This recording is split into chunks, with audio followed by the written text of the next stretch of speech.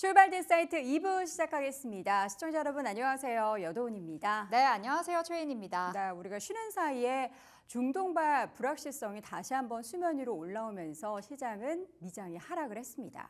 네, 간밤에 뉴욕 증시가 하락을 했고 또 아시아 증시도 요동을 치고 있죠. 국제 정세 자체가 네. 굉장히 뒤흔들리고 있는 모습, 여러 이슈 속에 반응을 해주고 있는데요. 네. 과연 오늘의 국내 증시는 또 어떻게 해석을 해낼지가 궁금해집니다. 네, 출발된 사이트 2부는 오늘부터 새로 시작하는 다냐 선생의 일도 양단을 통해서 여러분의 시장 전략을 함께 챙겨드리도록 하겠습니다.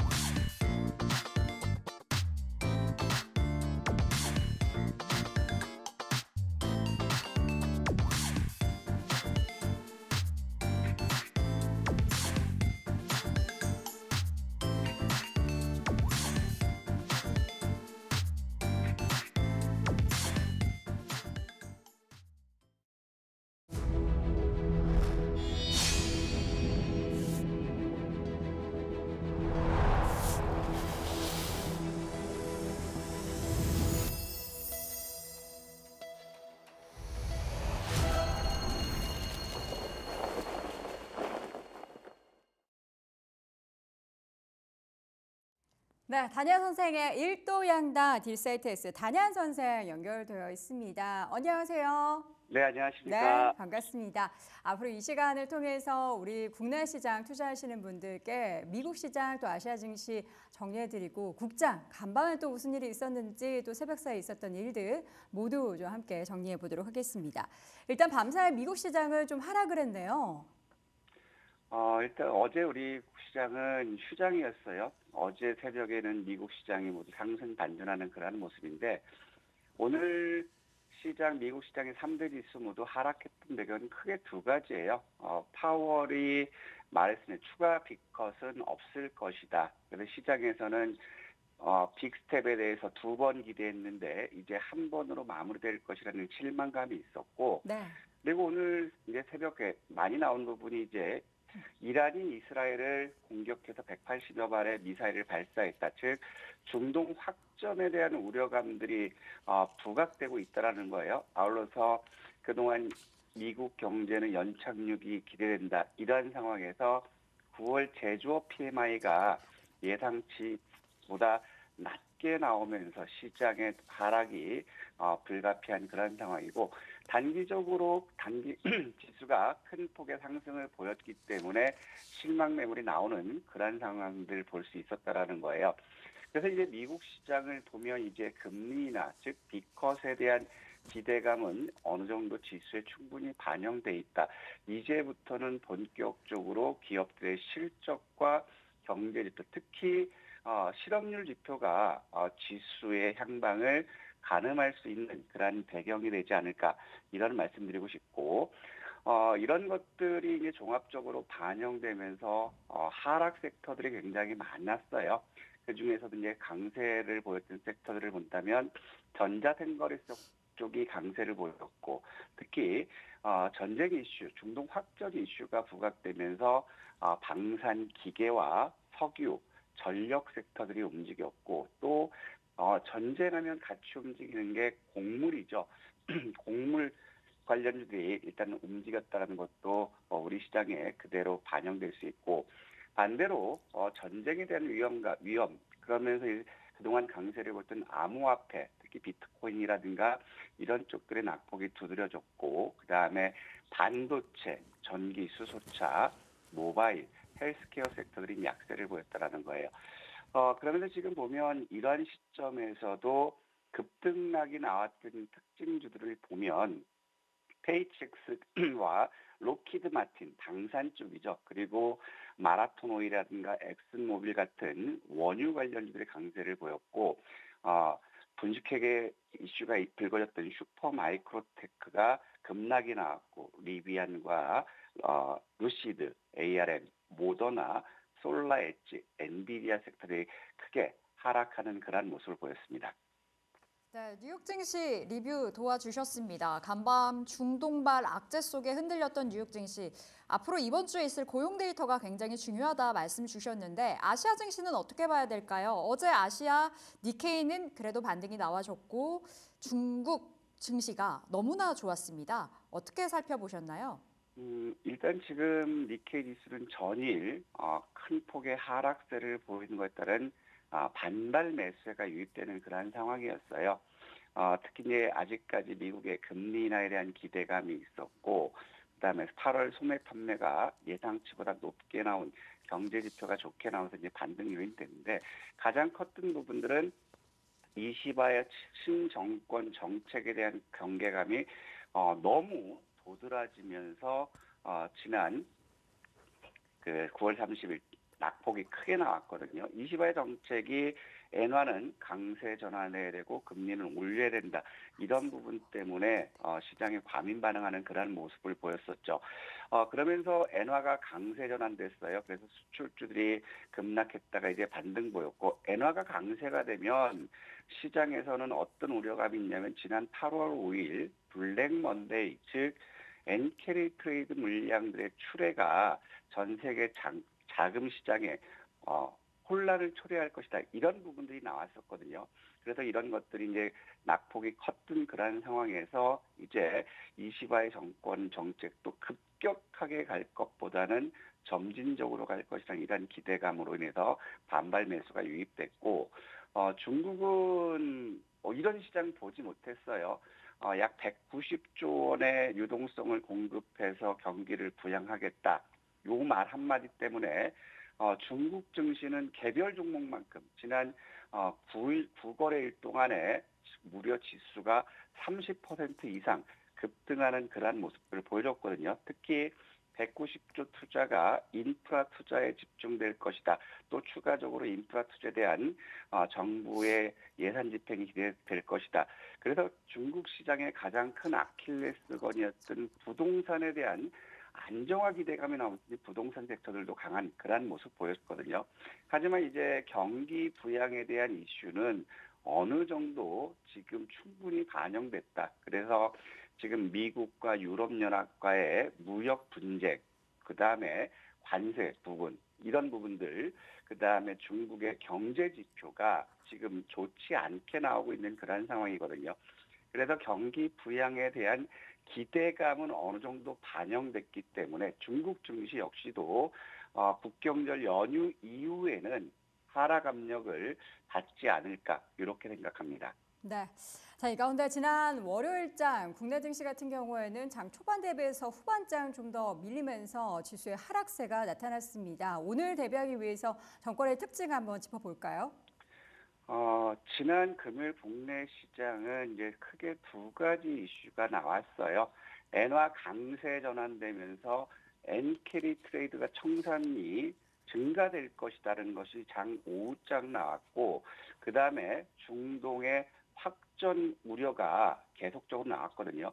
특히 최근 들어서 반도체 겨울은 시기상조다라는 그런 관점에서 반도체들 어떻게 해서든지 분위기를 띄우려고 했는데 결국에 맥커리에서도 삼성전자의 목표 주가를 반토막 내는 그런 모습 보여줬거든요. 그것은 뭐냐면 어떤 전쟁 우려도 있겠지만 삼성전자가 반도체 생산 라인을 셧다운하고 있고 또 신규 투자를 보류하고 있다. 이런 부분이 결국에 이제 반도체를 중심으로 외국인들 매도가 급증하면서 낙폭을 키운 그런 부분이거든요. 그러면 일단은 시장이 정상적이었다면 낙폭과대에 따른 반등은 기대할 수 있는 그러한 국면이지만 여기서 봐야 될 부분이 이제 이스라엘과 이란의 확전 부분이 결국엔 또다시 매도 압력이 증가될 수 있다는 거예요. 그래서 그동안 지난주부터 계속해서 말씀드렸던 부분이 코스피 지수 2650선 전후에 이상에서는 현금 비중을 늘리고 우리는 지난번에 말씀드렸던 2,490에서 2,500 사이에선 선취매하자. 2,490이 이탈되면 결국에는 2,380에서 2,400 여기서 다시 한번 바닥권을 확인하는 그러한 과정이 나올 수 있다라는 거예요. 특히 여기서 우리가 보면 자금 동향 같은 것들을 보면 지금 고객 예탁금이 감소되고 있는 그러한 상황이고 특히 마켓머니 펀드의 자금이 크게 유출되고 있는 그러한 상황이거든요.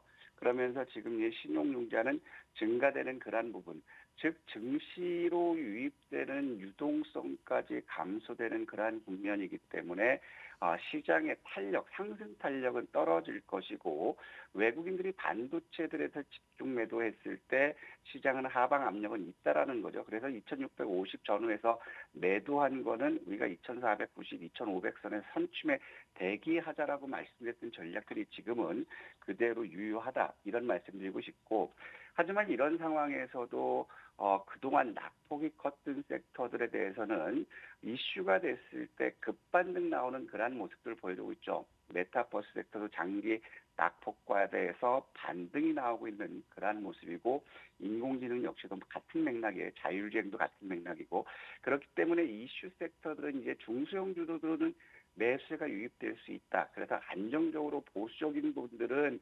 2,490, 2,500 수준까지는 지켜야 되겠지만 공격적인 분이라면 오히려 종목 장세이기 때문에 우리 개인들한테 유리할 수 있는 그러한 시장에 전개되지 않을까 이런 말씀드리고 싶고 특히 이제 우리가 이제 원자재 쪽들을 보더라도 우리가 한번 지켜볼 거는 어떤 거냐면 전쟁 요인으로 인해서 이제 금값이 신고가 경신을 조정에 다시 반등이 나왔고요. 그 다음에 굴이라든가 유가가 급반등 나오는 그런 모습이라는 거죠.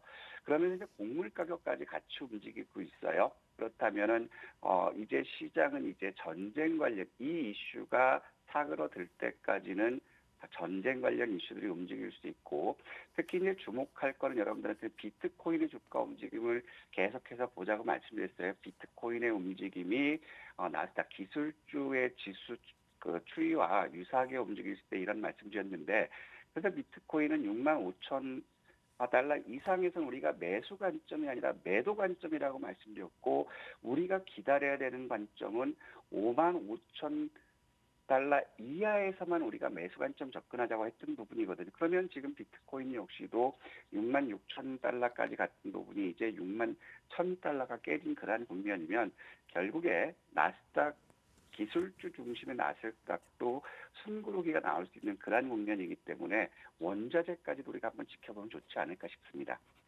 네, 이렇게 국내 증시 전망까지 살펴주셨습니다. 여러 변수들이 많이 놓여있는 이 상황에서 일정 체크도 들어가 보도록 하겠습니다. 시장 안에 영향을 미칠 만한 이슈, 어떠한 일정이 있을까요?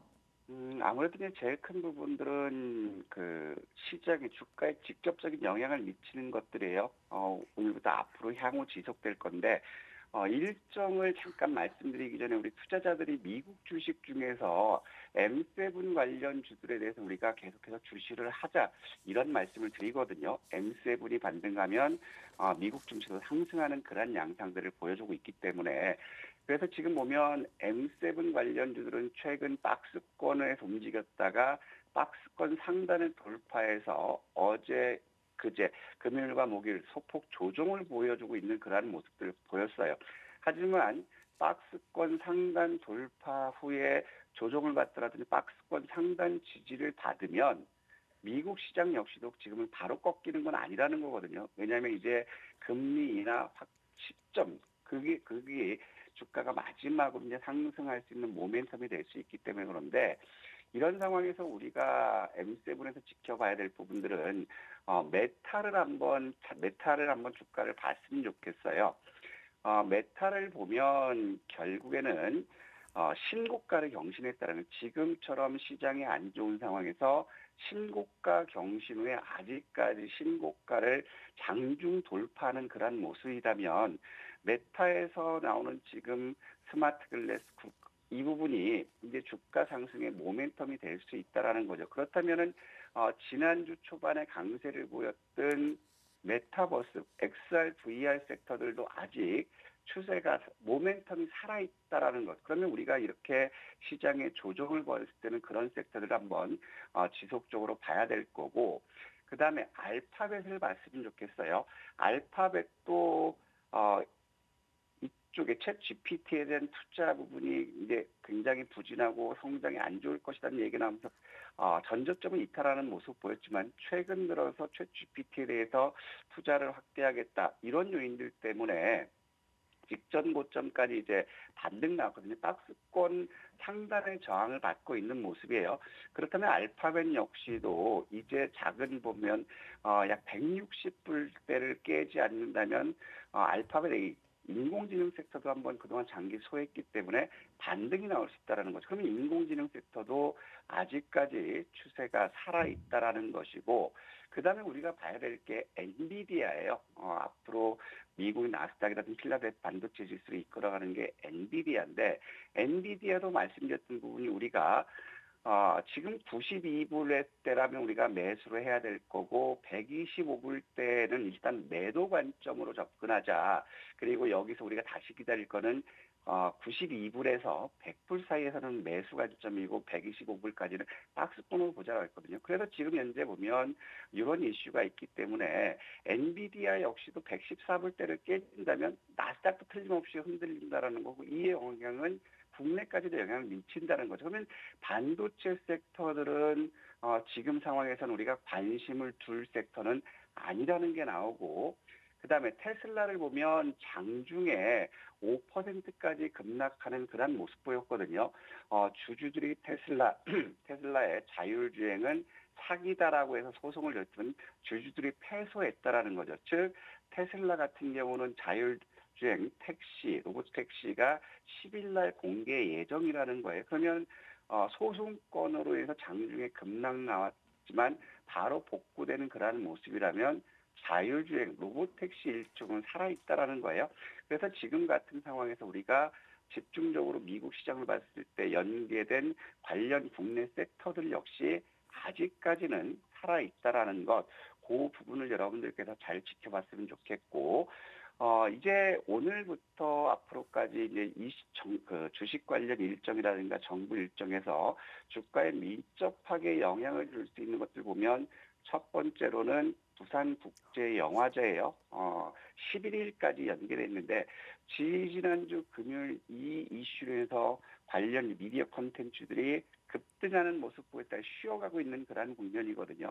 그러면 오늘 개막해서 11일까지 영화제 행사가 진행되면 결국에 영화제 관련 섹터들 미디어 콘텐츠죠. 그다음에 웹툰이라든가 이런 섹터들은 틀림없이 한 번 더 움직일 수 있다라는 것. 그래서 지금 조정을 잘 받고 있기 때문에 네. 미디어 콘텐츠라든가 웹툰들을 잘 보셔도 네네. 될 것 같고요. 네. 두 번째로는 이제 방산 전시회가 오늘부터 6일까지 있어요. 네. 특히 공교롭게도 이 부분을 보면 이란과 이스라엘 확전까지 있기 때문에 그렇죠. 방산 관련 섹터들은 오늘 시점에서 바로 부각될 수 있는 그러한 요인이기 때문에 봐야 될 거고, 네네. 그다음에 여러분들께서 보셔야 될 거는 이제 테슬라가 3Q 차량 인도 실적 발표하거든요. 네. 그러면 이제 중국의 3Q 인도 실적은 굉장히 좋아졌다. 그리고 서두에 말씀드렸던 것처럼 테슬라는 자율주행 로봇택시가 10일 날 출시된다. 그러면 요거는 테슬라 이슈는 살아있다라는 것이고, 네. 그다음에 정책적으로 STO 수익형 토큰 증권이죠. 이거 활용한 녹색 채권 발행 사례가 있죠. 그러면 STO 관련주들도 지난주에 급등락을 보였다가 다시 원위치로 왔다라는 거면 이런 이슈가 있으면 네네. 요 섹터들은 한 번 더 반등을 볼 수 있다. 이런 네. 말씀드리고 싶습니다. 알겠습니다. 이어서는 최근 시장의 수급 동향을 한번 좀 체크해 보도록 하겠습니다. 월 누적 기준으로 여러분들도 보시면 아시겠지만 외국인과 기관이 코스피 시장에서는 매도세를 보이고 있는 가운데 최근 시장에서는 개인이 적극적인 매수를 보이고 있는데요. 이어서 코스닥에서도 지금 마이너스가 보이는 것은 외국인 기관입니다. 이어서 개인만이 매수세를 보이고 있다는 겁니다. 증시 주변 자금의 여건을 봐도 여전히 좀 증시의 주변 자금이 좀 말라 있다라는 이야기 계속해서 여러분들 듣고 계시죠. 역시나 마이너스권 계속해서 예탁금도 그렇고 CMA 잔고, MMF 잔고도 모두 줄어들고 있는 추세고요. 수익증권 쪽에서도 마이너스를 기록하고 있습니다. 단연 선생님, 이렇게 증시의 자금이 좀 부족한 상황 속에서 시장 여건은 별로 좋지 않은 것 같습니다. 아무래도 이제 시세 탄력은 떨어지는데 네. 제일 답답한 부분은 저는 이제 선물 부분이에요. 계속해서 강조드린 부분들은 공정거래위원회에서도 독과점에 대해서는 규제를 굉장히 강화시켜 한다고 하는데 네. 선물 시장에서의 외국인들 점유율이 70% 육박하고 있거든요. 네. 최근 들어서 시장의 지수 변동은 결국에 외국인들 선물에 놀아나고 있다라는 것밖에 안 돼. 그렇다면은 외국인들 시장 점유율도 50% 미만으로 떨어질 수 있는 그런 정책적인 것이 필요하다 이런 말씀드리는데 네. 지난 금요일도 마찬가지 외국인들은 선물 9시 시작했을 때 1,800억 순매수로 시작했거든요. 그러다가 3시 넘어가면서 매도 쪽이 쭉 급증하면서 3시 6분에는 6,360억 이상 순매도를 보였어요. 그러면 시작부터 3시 6분까지 보면 대략적으로 외국인들은 9천억 가까이 매도했다라는 거죠. 그러면서 마감에서는 508억으로 마감했어요. 그러면 3시 6분부터 6시까지 외국인들은 또 약 5,900억 선물을 매수했다라는 거죠. 그렇게 하면 선물에서 외국인들이 좌지우지하기 때문에 시장의 변동성은 더 커질 수 있지 않을까 이런 판단이 듭니다. 네. 자, 그렇다면 이제 빠르게 국내 증시 전략을 좀 짜보도록 하겠습니다. 오늘장 좀 집중해 볼 만한 섹터가 있다면 뭐가 될까요? 아무래도 전쟁이 이슈가 나왔죠. 그러면 제일 먼저 드는 게 석유라든가 곡물, 방산, 기계는 네. 싸놓은 당상이기 때문에 오전장 10시 30분, 11시까지는 요 섹터를 봤으면 좋겠고 그다음에 미디어 콘텐츠나 웹툰즈들이 주가가 빠져서 시작한다면 요거는 9월 11일까지 일정이 있기 때문에 반등 나올 수 있다. 그래서 이렇게 압축해서 보자 이런 말씀드리고 싶습니다. 예, 그럼 아무래도 오늘장 주목해야 할 이슈는 이런 중동발 관련한 전쟁 이슈겠네요. 네, 맞습니다. 뉴스가 제일 많이 나온 게 그거예요. 네. 오늘 이제 이스라엘의 이란이 180발 미사일 발사했고 이스라엘이 보복하겠다 확전 우려가 나왔죠. 그러면 결국에 전쟁 관련해서는 석유라든가 곡물, 방산이에요. 그래서 이런 상황에서는 대장주를 보자라는 거죠. 석유는 흥구석유와 한국석유가 대장이고 네. 곡물은 미래생명자원과 고려산업이 대장이고 방산은 현대로템과 대성하이텍 등이 대장이에요. 그래서 대장을 보는데 이런 경우에서 우리가 보면 한번 공격적이라면 흥구석유 쪽을 우리가 매수 관점에서 봤으면 좋겠어요. 네. 한 17,480원의 시초가 이하 눌림목이 나올 때 매수 관점이고 16,600원은 이탈하는 걸 손절 기준을 보시고 목표가는 19,200원에서 21,000원 반등 이렇게 보시면 무리가 없지 않을까 싶습니다. 네, 석유와 곡물, 방산 관련한 종목이 핫 이슈에 관련한 그런 섹터인 가운데 이 중에서 탑픽 종목은 흥구석유로 꼽아주셨습니다. 자, 밤사이 또 시간 외 단일가에서 좀 특징적인 부분들이 있었을 텐데요. 어떤 종목들이 좀 눈에 띄셨습니까? 제일 크게 나왔던 거는 이제 빗썸이 나스닥 상장한다 그래서 빗썸 관련주로 움직이는데 이거는 워낙 동전주기 때문에 버렸고 네. 그다음에 또 움직였던 게 로보택시 공개 기대감에서 자율주행 섹터들이 움직였거든요. 대장주격인 라이콤이라 슈어소프트 이런 것들이 움직였어요. 그러면 요거는 항상 강조했던 부분이 10월 10일이 로보택시 발표기 때문에 늦어도 10월 8일, 10월 9일까지는 지속될 수 있다. 그래서 이런 섹터를 한번 관심 있게 봐도 좋지 않을까 이런 생각이 듭니다. 네, 시간은 다니까 특징 종목으로는 라이콤과 슈어소프트 함께 확인해 봤습니다. 자, 오늘 다냐 선생의 일도양단 첫 번째 시간 함께 했고요. 딜세이트스 다냐 선생 함께 했습니다. 오늘 말씀 고맙습니다. 네, 감사합니다.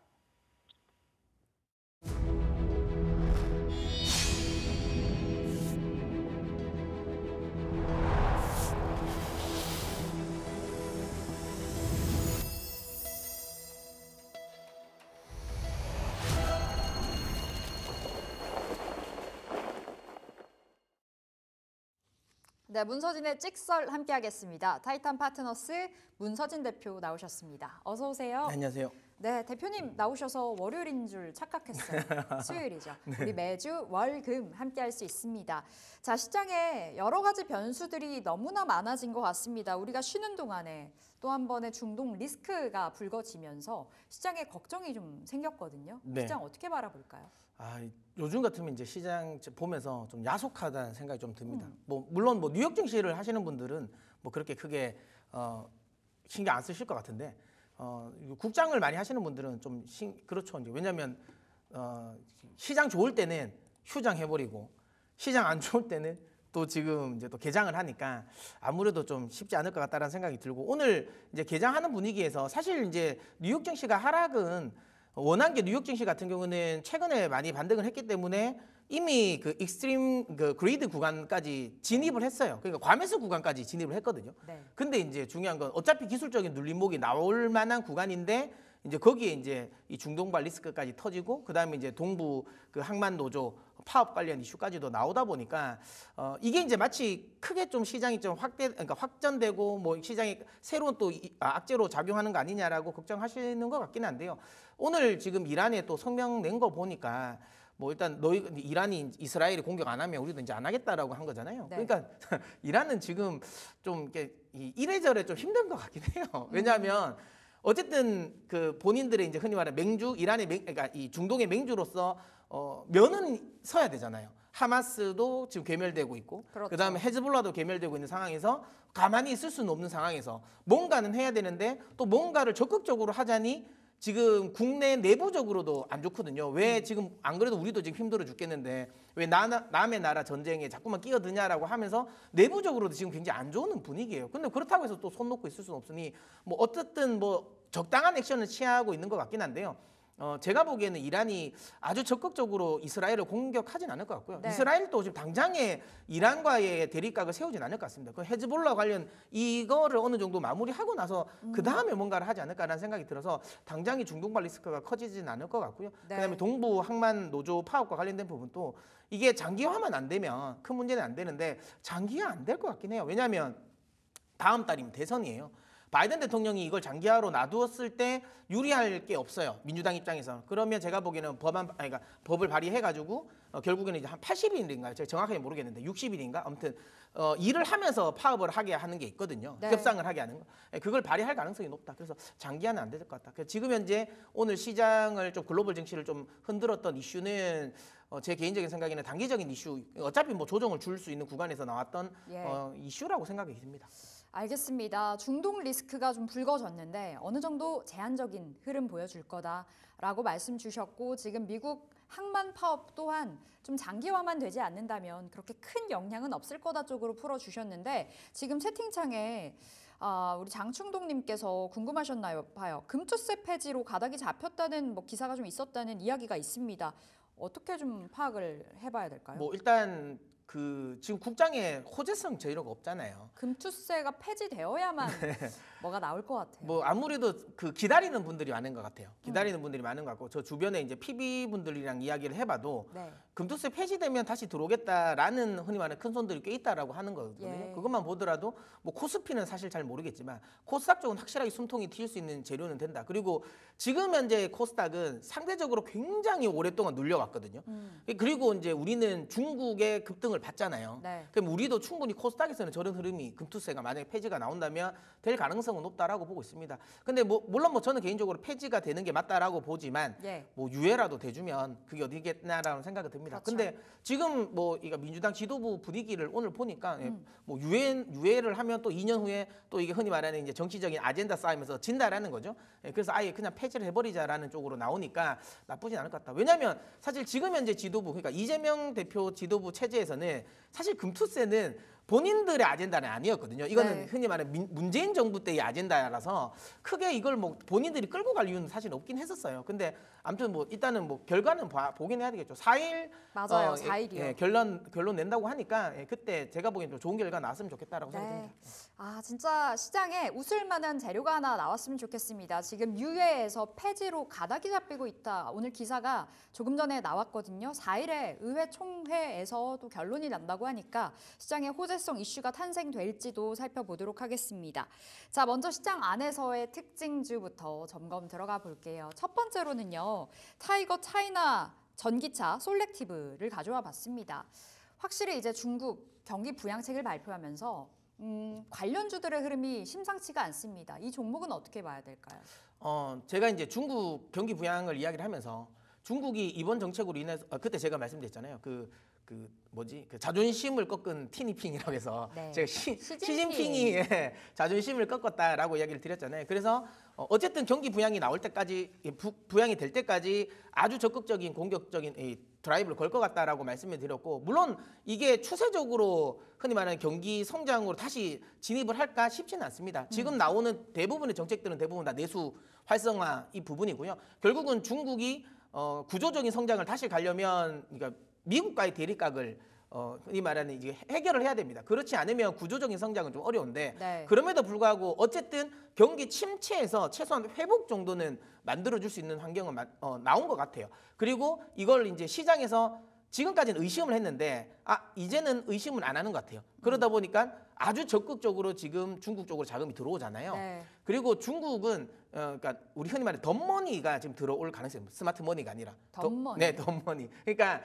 중국 인민들의 자금들이 많이 들어올 가능성이 높아요. 이거 2015년에도 이랬거든요. 그러니까 2015년에 그러니까 중국 정부가 이 중국 증시를 부양하겠다라는 의지를 강하게 표명을 했어요. 그러면서 이제 인민들에게 흔히 말하는 이제 중국 주식에 적극적으로 투자를 좀 권장을 했었거든요. 네. 그때 뭐 지금 사진이 뭐 부하긴 뭐 나오실지는 모르겠지만 그 바나나를 행상에서 그 리어커에서 바나나 행상을 파시는 분이 바나나를 안 팔고 그 노트북으로 그 주식하던 시절도 있었거든요. 그래요? 예, 그 정도로 그러니까 중국 인민들은 중국 정부의 말을 좀 적극적으로 많이 믿습니다. 왜냐하면 중국은 그런 건 있죠. 예를 들어 채권 같은 것들이 만약에 내가 투자를 했는데 손실이 나면 전 세계 어떤 나라든 정부가 보증해주지 않아요. 네. 투자 상품에 대한 손실을 정부가 보증해주지 않거든요. 근데 중국은 보증을 해줍니다. 이게 제가 보기에는 굉장히 좀 안 좋은 구조라고 생각은 하는데 어쨌든 그런 것들이 계속 이제 학습적으로 경험이 되어 있던 이제 중국 인민들이기 때문에 중국 정부가 지금 우리 보고 지금 주식을 하라고 하네? 그러면 합니다. 우리는 안 하잖아요. 우리는 만약 정부가 빚내서 집 사라 하면 안 사고 그렇죠. 예, 지금 당장 집을 팔아라 해도 안 팔잖아요. 근데 중국 인민들은 중국 정부의 말을 굉장히 많이 듣습니다. 그래서 글로벌적인 자금도 역시도 중국 시장에서 빠져나오고 있던 상황이었잖아요. 근데 갑자기 그러니까 이런 거죠. 원래는 BTS가 나온다고 해서 공연장에 갔는데 BTS가 안 나온다고 하니까 막 이제 빠져나오고 있었는데 갑자기 BTS가 나온다고 하니까 네. 빨리 막 몰려 들어오는 지금 상황인 거죠. 그러니까 중국을 안 좋게 봤다가 자금을 뺐는데 이렇게 공격적으로 주식을 한단 말이야 라고 하면 흔히 말하는 이런저런 생각할 게 없는 거예요. 합리적인 생각이 없는 거야. 그냥 일단은 들어오자라는 생각을 하는 자금이 지금 현재 단기적으로 쏠릴 가능성이 높고요. 네. 아까 말씀드린 것처럼 또 중국 인민의 개인 투자자의 자금이 또 많이 쏠릴 가능성이 없습니다. 그러니까 지금 뭐 주식 상해 주식 보시면 아시겠지만 8%. 네, 왜냐면 그거 거의 다 상한가 같다는 소리거든요. 중국 증시는 10%가 상한가니까 거의 대부분 뭐 상한가 같다는 소리니까 그런적인 흐름은 단기적으로 좀 더 나올 것 같다는 생각 들고 여기에 좀 약간은 그래도 흐름을 타야 된다는 생각에 가장 제가 보기에는 우리 쪽에서 해볼 만한 건 ETF라고 생각되고요. 그 관점에서 본다면 뭐 중국 내에서 전기차 시장이 성장하는 건 중국밖에 없는 것 같아요. 네. 이구한신 효과가 계속 나올 것 같아서 그리고 아까 말씀드린 것처럼 내수 부양책이잖아요. 그러면 이구한신 정책은 계속 유지될 가능성이 네. 높다라고 보고 그렇게 됐을 때 중국 전기차 괜찮을 것 같습니다. 그래서 중국 차이나 전기차 솔렉티브 한번 해볼 만하다. 물론 이거는 제가 이 상품을 딱 특정적으로 한 건 아니에요. 그냥 중국 전기차에 투자는 ETF면 다 괜찮은데 저게 이제 가장 많이 그러니까 유동성이 가장 많아서 그런 거예요. 그래서 제가 선택한 거고 뭐 각자의 뭐 판단에 따라서 그 네. ETF는 아무거나 선택하셔도 상관없습니다. 국내 증시 안에서 이제 중국발 수급 공백이라고 말을 하더라고요. 이제 원체 이제 중국 증시로 많은 수급들이 몰릴 가능성이 좀 있다라고도 대표님께서 말씀 주셨고 그 안에서의 오늘은 상품을 받아봤습니다. 타이거 관련해서 전기차 ETF 쪽으로 말씀 주셨고 목표가는 그럼 어디로 설정이 가능할까요? 저는 한 12,000원 정도로 설정을 했는데요. 지금 분위기면 갈 것 같아요. 이거 너무 많은 거라고 생각하는데 지금 현재 중국의 분위기면 충분히 가지 않을까. 하루만 해도 갈 수 있을 것 같아요. 진짜 지금 분위기라면. 예. 그래서 12,000원까지는 제가 보기에는 목표가 가지고 가셔도 되지 않을까라는 생각이 들고요. 7,000원이 이탈되면 결국에는 그 모멘텀이 꺼졌다라는 거거든요. 네. 시장이 다시 의심하기 시작했다라는 거니까 7,000원이 깨지면 그때는 뭐 미련 없이 매도하셨으면 좋겠습니다. 알겠습니다. 12,000원 그리고 손절가는 7,000원 잡아보겠습니다. 자, 다음 특징주는요. 넥스트칩 가져와 봤는데요. 넥스트칩은 우리가 어떤 시각으로 바라봐야 될까요? 최근 단기적으로 좀 올라가는 자리에 놓여 있고요. 지난 월요일에도 4.5% 막판에 반등이 나왔습니다. 11,000원 선이 다시금 돌파가 된 넥스트칩인데 오늘은 2차 전지 쪽으로 주목을 많이 하시네요. 테슬라 이제 로보택시 발표도 있고 인도량 공개도 오늘 있잖아요. 근데 이게 이제 세론의 재료로 제가 작용할 것 같긴 해요. 그럼 한번 예, 한번 내렸을 눌렀다가 때. 예, 한번 눌렀다. 오늘 인도량 공개가 나오고 나서 한번 눌릴 때 공략하셨으면 좋겠다라는 생각이 들고요. 그런데 이거는 이제 아주 장기적으로 보기보다는 딱 이제 지금 나오는 것처럼 10일 로보택시 발표 전까지 네. 예, 그 제가 보기엔 일주일 안쪽의 트레이딩 정도로 생각하고 대응하셨으면 좋겠습니다. 그거 기대감이 지금 반영되면서 올라가고 있거든요. 그렇기 때문에 너무 큰 기대감보다는 좀 단기적으로. 물론 근데 아예 생각하시면 아예 장기로 하셔도 돼요. 만약에 1년 정도로 생각하시면 결국은 자율주행의 시대는 온다라는 거거든요. 물론 저는 계속 말씀드리지만 저 로보택시가 막상 뚜껑 열어보면 생각보다 뭔가가 없을 것 같긴 해요. 지금까지 일론 머스크가 했었던 이런 행사들이 대부분 그랬거든요. 그렇죠. 예, 그래서 저 이번에 또 그 워너브라더스랑 같이 하지 않나요? 맞아요. 예, 그러니까 왜 굳이 그 스튜디오에서 공개가 된다. 네, 그러니까 그 스튜디오에서 하는 게 그러니까 실물이 별로라는 건가? 그래서 뭔가를 꾸며야 될 게 많은 건가라는 생각이 좀 들더라고요. 그래서 물론 모르겠습니다. 뭐 근데 소문난 잔치 먹을 게 없을 가능성이 높지만 그래도 중요한 건 테슬라는 그런 게 있어요. 처음에는 별거 아닌 것처럼 시작하지만 최종적으로 그렇게 만들어 갔잖아요. 그러니까 어쨌든 이번에도 로보택시가 발표가 된다라는 것 자체가 뭐 대단한 걸 발표하진 않을 것 같긴 하지만 결국은 이제는 자율주행에 대한 흔히 말하는 시장의 시선이 좀 집중될 가능성이 높다라고 보면 장기적으로 본다면 뭐 자율주행 지금 AI가 또 워낙 많이 발전해서 자율주행을 또 충분히 또 현실화가 될 가능성이 높죠. 예, 그런 것들을 감안했을 때 아주 장기적으로 보셔도는 건 괜찮다. 다만 뭐 어중간한 흐름 뭐 한 3, 4개월 정도 본다라는 건 지금은 좀 아닌 것 같아서 아주 단기로 보시거나 아니면 아예 장기로 보시거나 예, 그렇게 보시면 뭐 공략해 볼 만하다고 봅니다. 그러니까 모멘텀 플레이 가능하다라는 네. 관점으로 주셨고 원체 이제 자율주행은 개화가 되는 쪽이다 보니 좀 중장기적으로 한 1년은 봐야 된다. 네. 짧게 본다면 일주일로 말씀 주셨거든요. 세론을 대비해야 된다라고도 말씀 주셨고 그럼 지금 자리 목표가가 중요할 것 같아요. 네, 아주 단기적으로 제가 이제 일주일 정도 플레이를 하실 거라고 보면 한 13,000원 정도로 제가 설정을 해드리도록 하겠고요. 손절가는 뭐 중기든 장기든 동일합니다. 저는 8,700원 정도로 설정해드리도록 하겠는데 만약에 제가 말씀드린 것처럼 나는 자율주행에 대한 기대감이 있고 나 장기 투자할 것 같다라고 해볼 만하다라고 보시면 저는 2만 원 수준까지는 충분히 한번 장기 투자는 해볼 만한 위치라고 생각이 듭니다. 네, 넥스트칩 목표가 13,000원 받았는데요. 이 13,000원은 일주일 정도의 목표가로 설정을 해보셔야 되겠고요. 1년 정도 가져간다면 2만 원까지 바라보자. 넥스트칩 받아봤습니다. 자, 오늘장 전략으로 넘어가 볼까요? 오늘 어떻게 흘러갈지가 궁금합니다. 원체 이제 매크로적인 이슈 속에 네. 그 사로잡혀 있잖아요. 그리고 내일은 또 휴일이기도 하고. 어떻게 보세요? 그 오늘장 뭐 한마디를 해야 되는 거. 네, 한마디 주세요. 오늘장 한마디는 같이 놀던 친구가 장가간 날이라고 합니다. 같이 놀던 친구가 장가간 날, 같이 놀던 친구가 누군가요? 저는 이제 아시는 것처럼 우리나라가 이제 글로벌 정치에서 굉장히 이제 소외를 많이 됐어요. 그래도 좀 위안이 되는 건 야 그래도 중국은 옆에 있잖아. 중국 옆에 있잖아라고 했는데 이 같이 놀던 친구가 장가를 가버렸어요. 좀 헛헛하더라고요. 제가 좀 그런 적이 있었거든요. 같이 놀던 친구가 장가를 가셔서. 네, 헛헛하더라고요. 근데 그러니까 더 그런 생각이 들더라고요. 오히려 그리고 나서 제가 좀 장가를 좀 빨리 갔습니다. 제일 마지막에 놀던 친구가 장가 가고 나서 제가 한 6개월 만에 제가 좀 결혼할 엄청 빨리 생각이 생기더라고요. 예. 그런 것처럼 일단은 제가 보기 그 소외감이 이제는 다 소외됐다. 이제 우리 시장으로 올 차례인 것 같아요. 그러니까 계속 말씀드리지만 시장의 자금 자체가 중국으로 들어가는 자금이 아주 급격하게 들어가잖아요. 그만큼 장기적인 소외를 받았기 때문에. 네.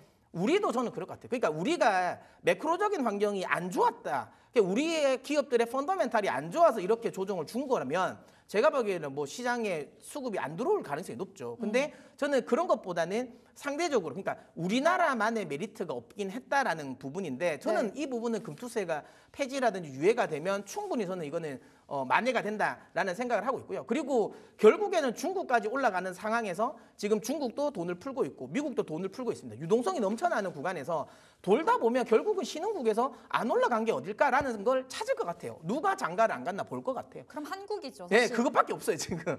네, 그래서 제가 보기에는 결국은 시간차는 있기는 하겠지만 저는 그 타이밍을 11월 그러니까 대선 끝나고 났을 때라고 생각하거든요. 네. 대선이 끝나고 났을 때 조금 더 좀 명확해질 때 불확실성이 좀 줄어들고 날 때 국내 시장으로 자금은 좀 유입이 많이 되지 않을까라는 생각을 합니다. 물론 그때까지 아직까지 금투세 관련 부분이 해결이 안 되면 여전히 좀 소외를 좀 더 오래 당할 것 같긴 한데요. 그렇지만 않는다면 제가 보기엔 이번 달 안으로 금투세 유예든 폐지든 어쨌든 결정이 난다면 제 개인적인 생각에는 이제 우리 차례다.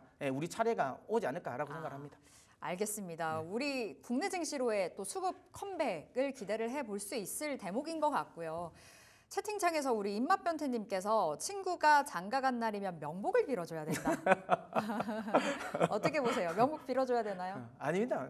저는 행복하더라고요. 행복하세요? 네, 저는 결혼 잘한 것 같습니다. 알겠습니다. 우리 사모님이 보고 계신지 모르겠지만 행복을 빌면서 축하를 해주면서 좀 시장도 바라보도록 하겠고요. 자, 오늘 전략 받아봤고 오늘의 찍설주가 궁금합니다. 지금 시장 이런데 사실 종목 선별 너무 힘드시지 않았어요? 근데 그래도 확실하게 좀 수급이 좀 쏠릴 만한 종목은 좀 눈에 보이긴 하더라고요. 제가 보기에는 뭐 중국 관련 당분간은 이쪽이 좀 흐름이 나오지 않을까라는 생각을 해서 HD 현대 인프라코어를 좀 제시해드리도록 하겠습니다. HD 현대 인프라코어 쪽으로 중국 관련주로 확실히 이제 눈길이 네. 많이 가는 이게 구간인 것 같고요. 약간은 좀 고루한 종목이긴 하거든요. 너무 이제 흔히 말하는 중국이면 뭐 또 이거 예전에 두산 인프라코어잖아요. 예, 너무 이거 아이디어가 없는 거 아니냐라고 생각하실 수도 있는데 근데 또 구간이 명간이라고 네. 결국은 이쪽으로 수급은 몰릴 가능성이 있다라고 봅니다. 물론 그리고 또 중요한 건 아무리 지금 그 현대 인프라코어가 이 매출처를 좀 다변화했다, 시장을 다변화했다, 유럽이라든지 미국으로 다변화했다고는 하지만 그럼에도 불구하고 중국 매출이 좀 절대적이긴 하거든요. 그래서 결국은 중국이 올라와야 된다라는 거고 중국이 이번에 내수 중심의 부양책, 그다음에 부동산 중심의 부양책을 다시 씁니다.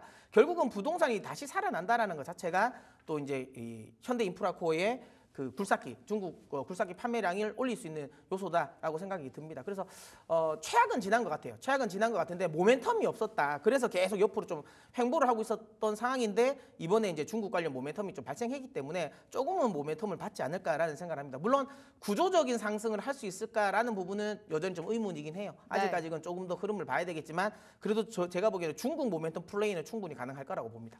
예, 알겠습니다. HD 현대 인프라코어 주셨고요.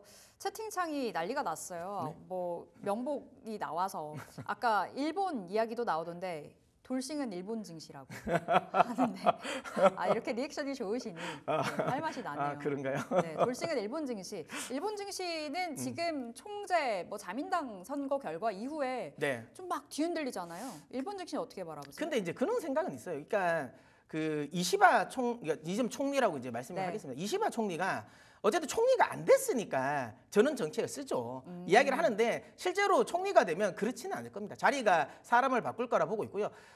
물론 뭐 법인세 근데 왜냐하면 법인세 인상은 기본적으로 지금 자민당의 당내 의견이 아니에요. 그러니까 본인 개인의 의견이라서 총리가 된 사람이기 때문에 제가 보기엔 그건 안 할 것 같다라는 생각이 들고 다만 통화 정책의 정상화는 할 것 같긴 해요. 그래서 그러니까 흔히 말하는 이 다카이치가 됐을 때 그러니까 여성발 흔히 말하는 여성발 아바이노믹스 여성판 뭐 요렇게는 안 될 것 같긴 한데 그럼에도 불구하고 뭐 중요한 건 그렇다고 해서 지금 이시바 총재가 일본 경기를 이렇게 누르는 그러니까 이 정책은 쓰지는 않을 것 같습니다. 그래서 일본 증시도 다시 회복할 것 같다는 생각 드네요. 알겠습니다. 일본도 나아지고 중국도 좋고 한국 쪽으로도 살아나는 그 그림을 기대해 보도록 하겠고 자 HD 현대 인프라코어로 다시 돌아가 볼게요. 이 종목의 목표가 손절가 어디로 잡아볼까요? 앞서도 이야기 드린 것처럼 구조적인 성장을 할지는 좀 의문이다. 네. 예, 그래서 일단은 저는 중국 모멘텀 플레이 정도로 생각하고 목표가는 이 9,000원 수준까지는 충분히 한번 터치할 수 있을 것 같습니다. 그래서 여기 목표가는 9,000원, 그다음에 손절가는 여기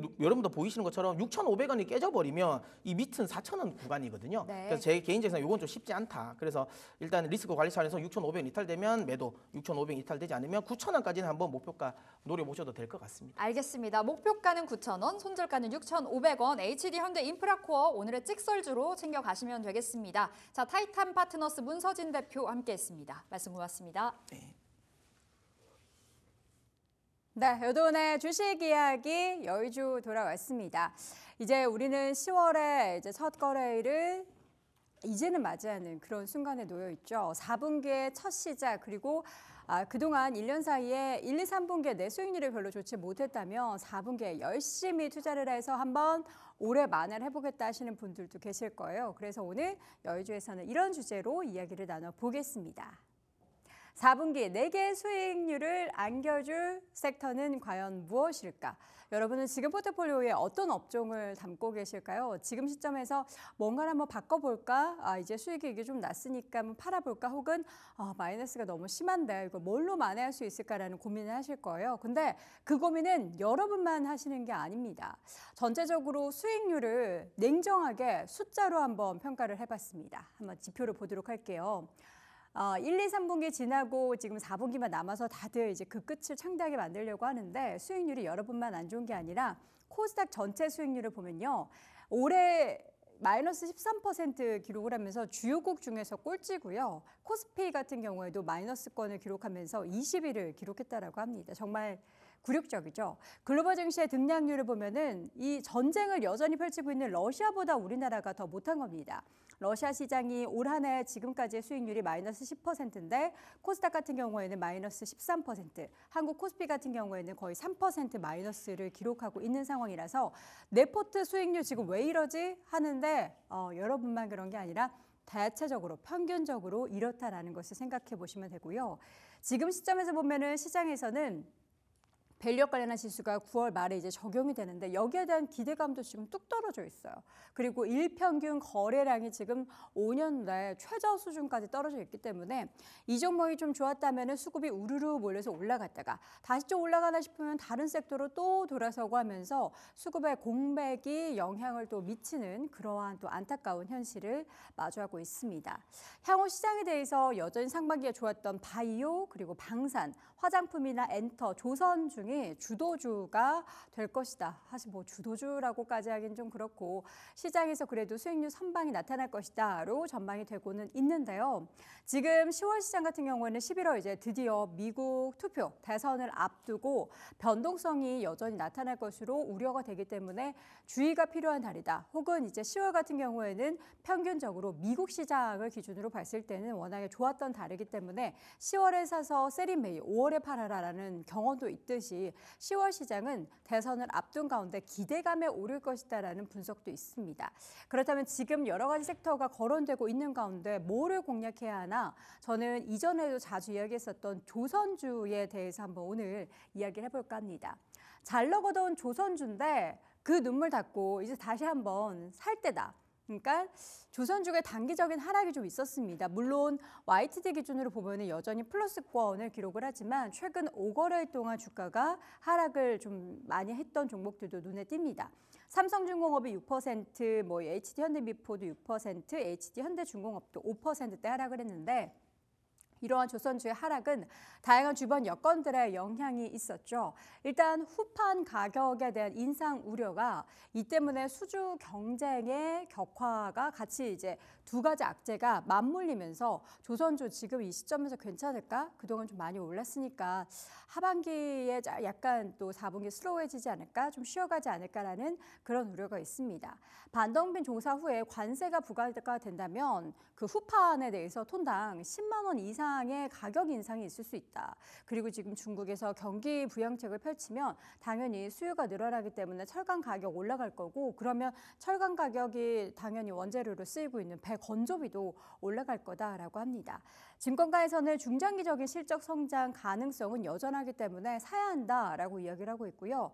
또 이제 가격 부분에 있어서 후판 가격 부분에 있어서는 이 보세 구역의 대부분의 그 공장이 위치해 있기 때문에 관세 적용 안 받고 해외 자재 사용을 자유롭게 가능하다라고 하는데 이 내용을 하나씩 풀어서 여러분께 또 설명을 드리도록 하겠습니다. 다음 장 보시죠. 후판 가격 인상이 아직도 걱정된다. 그러니까 지금 최근에 그 후판 가격이 인상되는 부분, 지금까지의 인상분 말고 앞으로에 대한 인상에 대한 우려감이 있죠. 뭐 후판은 선박 건조 비용을 좌지우지하는 요인 중에 하나죠. 대부분의 원료 중에 원재료 중에 많이 포함되니까요. 철강제 가격의 상승이 단기적으로는 비용 부담이 있을 수는 있겠지만 앞서서 얘기했던 것처럼 그 관세에 피할 수 있는 그 보세 구역에 있기 때문에 그 부담이 좀 덜고요. 그리고 한번 우리가 뭔가 원자재를 살 때 그때그때 필요합니다. 마트에 가서 이렇게 사는 게 아니지 않습니까? 한 선물 거래를 하거나 아니면 6개월 정도 레깅이 있어서 미리 사두기 때문에 지금 당장 영향이 적다라는 이야기도 나오고 있고요. 장기 업황이나 주가에는 오히려 지금 후판 가격 올라가는 게 긍정적이다라는 분석도 있습니다. 보통 이제 그 선박들이 나르는 물건의 대부분이 원자재인데 그 이전의 사이클들을 한번 보면요.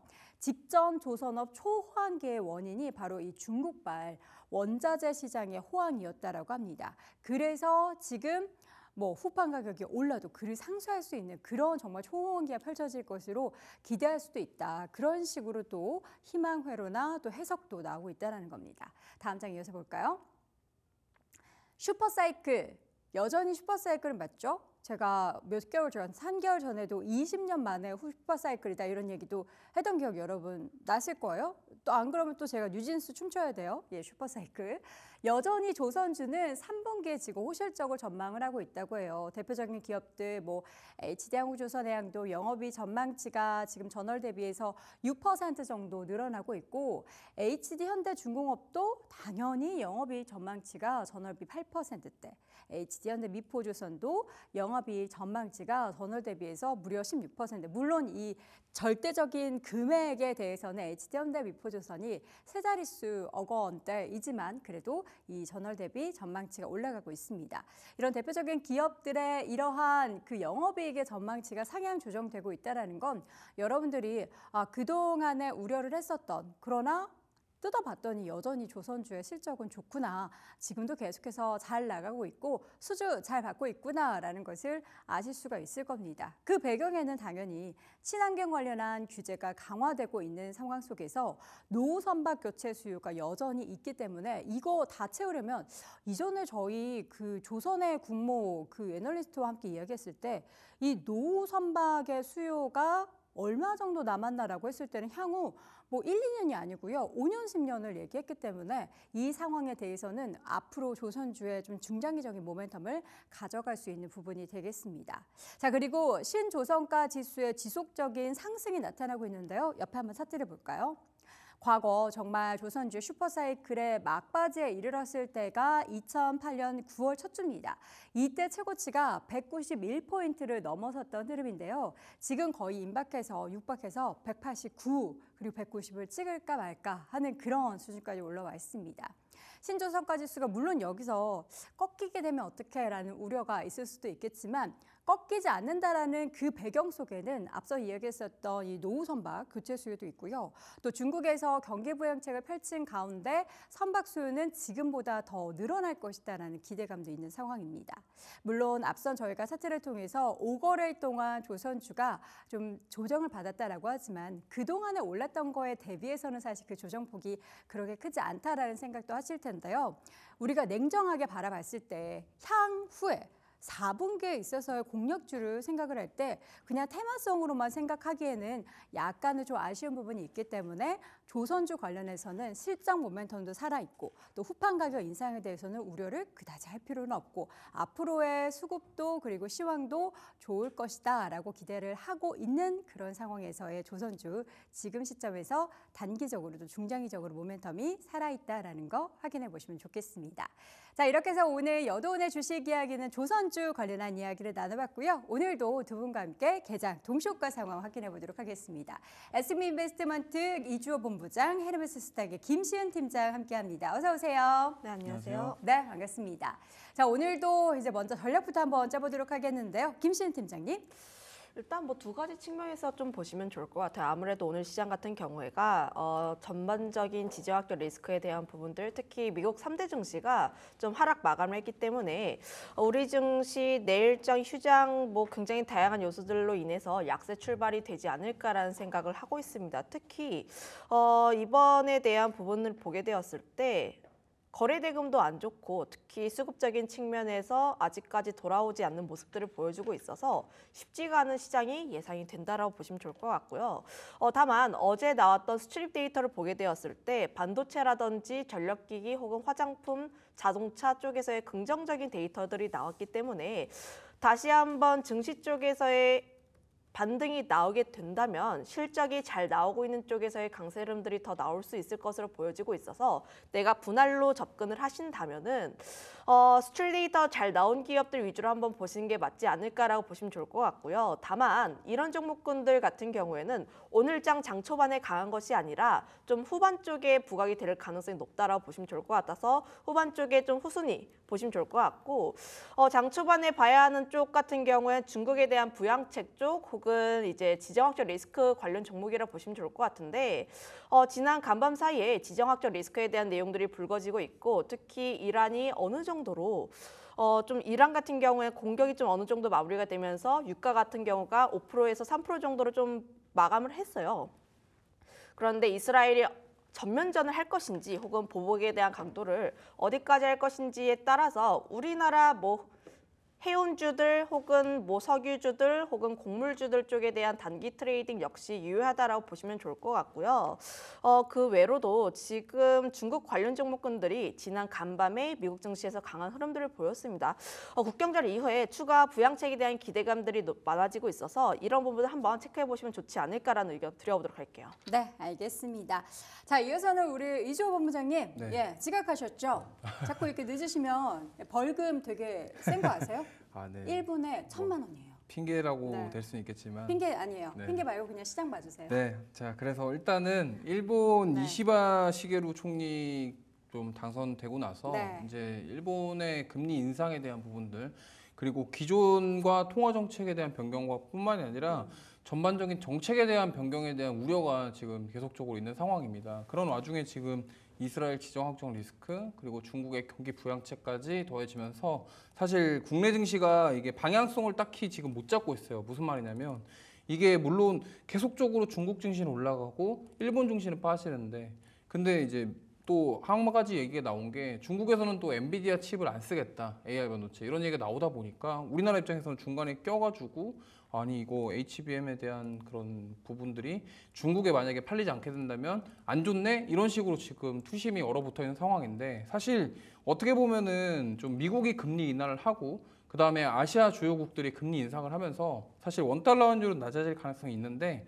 이 부분에 있어서는 아직 시기상조가 아니냐 이렇게 생각을 하고 있습니다. 어쨌든 지금 오늘은 지정학적 리스크에 좀 집중을 해야 될 것 같고요. 미중 분쟁이랑 이런 것들 그리고 중국 소비주들은 괜찮지만 지금 다른 부분들 특히나 반도체 쪽에서 수급 이탈이 과연 수급이 어디로 갈지 네. 우리가 챙겨보시면서 오늘 대응하시면 좋겠고 오늘 사실 국제유가 관련주들 지정학적 리스크 나올 때마다 움직이는 섹터군들 안에서 좀 변동성이 클 것으로 예상되기 때문에 트레이딩 관점으로 접근하시는 분들은 조금 주의하시면서 매매하시면 좋을 것 같습니다. 초반에 만약에 시장이 좀 끌어올라가지더라도 후반장에 또 수급이 어떻게 꼬이게 될지도 모르는 상황이고 또 내일 또 쉬는 날이 겹쳐 있기 때문에 단기적인 변동성이 굉장히 또 극심해질 수 있는 그런 하루가 될 것 같습니다.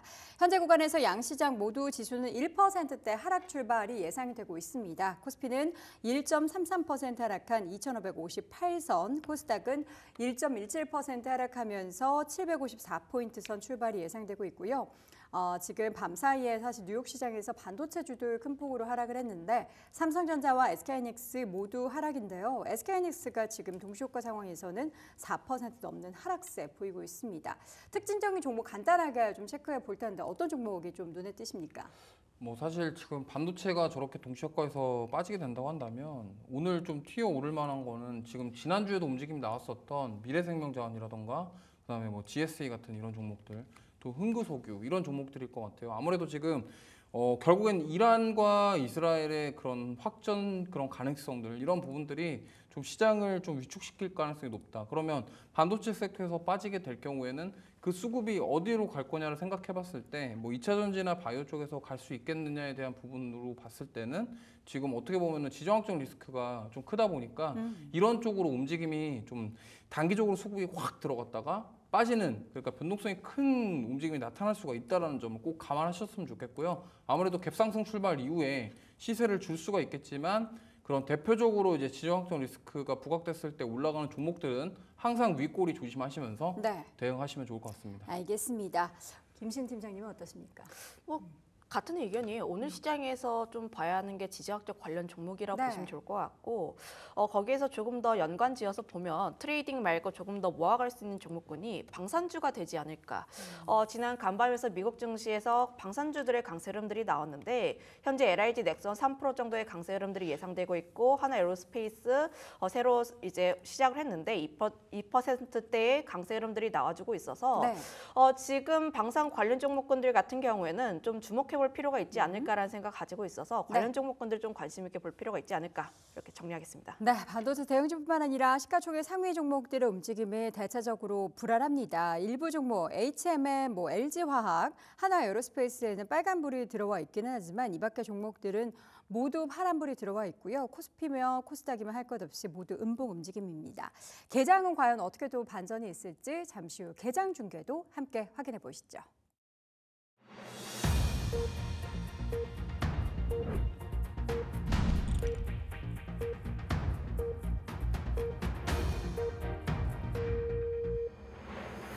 딜사이트 경제TV가 대한민국 증시 개장을 알립니다.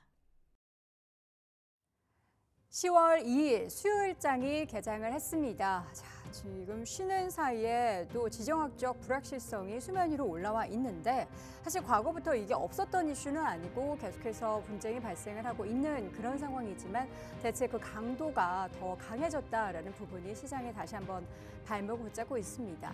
그런데 이게 그냥 울고 싶을 때 뺨을 때리는 격인지 국내 시장이 이 부분으로 있어서 좀 뭐 타격을 받은 부분이 과연 뭐가 있을지 참 궁금한 가운데 시장에서는 거래 대금이 지금 거의 가뭄 수준으로 작아지고 있기 때문에 이 부분이 또 국내에 정말 취약한 증시의 변동성을 야기시키는 것 같습니다. 양 시장 모두 예상대로 시장은 하락 출발이 나타나고 있습니다. 코스피는 1.22% 하락한 2,561포인트 선 현재 지나고 있고요. 코스닥도 1%대 하락하면서 756포인트 선 지나고 있습니다. 환율은 급반등하고 있습니다. 16원대 오르면서 1,323원 선 현재 지나가고 있는 그런 상황이고요. 자, 지금 시장 상황에서는 삼성전자의 주가가 2%대 하락하면서 지금 6만 원 선이 굉장히 위태롭습니다. 이탈할 것 같다라는 그런 우려감까지 들 정도로 6만 300원 선, 6만 200원 선까지 밀리는 그러한 양상이고요.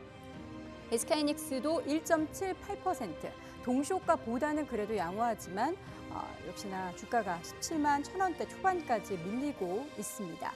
반면 장 초반에는 금융주 좀 버티고 있습니다. 신한지주가 강보합권 정도 움직임 나타나고 있고 또 LG화학의 주가가 오늘도 상대적으로 견조하네요. 2% 가까이 상승.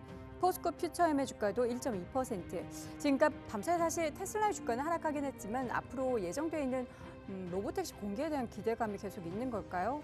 2차 전지 관련한 종목들, 포스코 퓨처엠, 그리고 에코프로 그룹주들도 일부 상승세를 보이고 있습니다.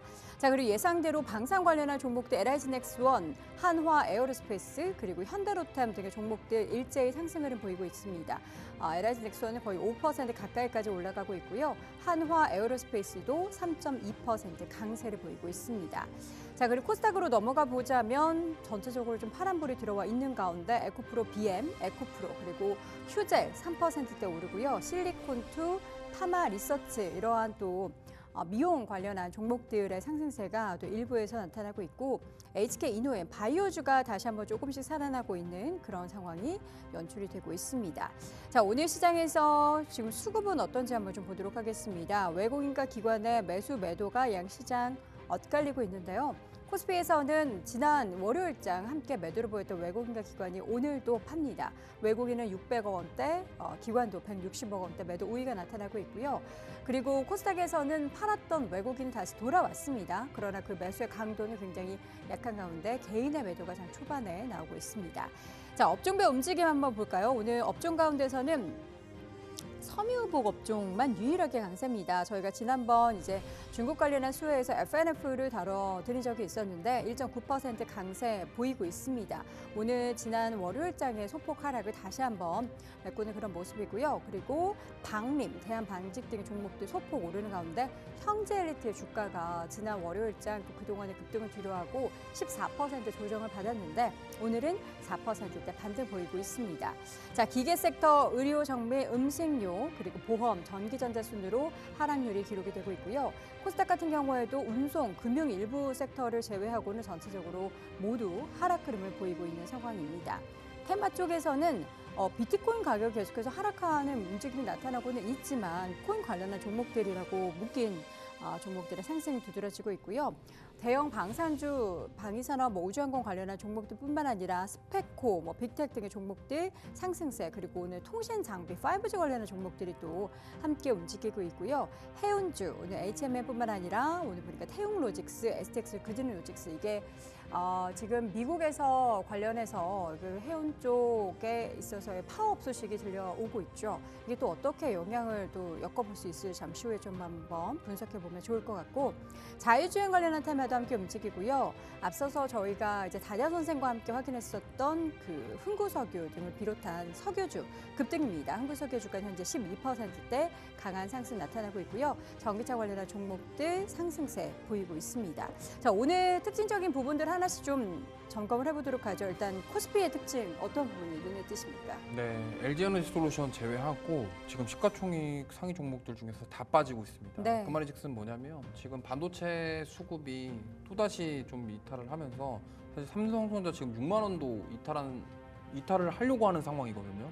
그러다 보니까 이런 수급적인 이탈이 오히려 지금 2차전지 쪽으로 들어가고 있다 이렇게 보시면 되겠고요. 아까도 말씀하셨지만 거래대금 자체가 굉장히 크지 않은 상황에서 이제 이런 거죠. 뭐 반도체가 빠지면 다른 또 투자처를 찾는 그런 경향이 많은데 그게 오늘은 이제 2차전지 쪽으로 들어가고 있는 그런 상황이라고 생각하시면 될 것 같습니다. 그래서 지금 뭐 전반적으로 코스피가 다 빠지고 있는 상황이라 뭐 그렇다 할 뭐 어떤 쪽이 더 좋다 이렇게 굳이 꼽자면은 지금 그나마 버텨주는 게 2차전지 그리고 LG화학부터 시작해서 화학주들 이런 쪽으로 지금 보면은 화학주 같은 경우는 중국의 경기 부양에 대비해서 이제 기대감으로 좀 올라오는 상황이고 2차전지 같은 경우는 뭐 여러 가지 이슈가 있겠습니다만 그동안 너무 악재가 많이 나와서 이제는 나올 게 없다. 그러면 반도체가 지금 분위기가 안 좋다 보니까 이쪽으로 지금 좀 수급이 들어간다 이 정도로 좀 볼 수 있겠고요.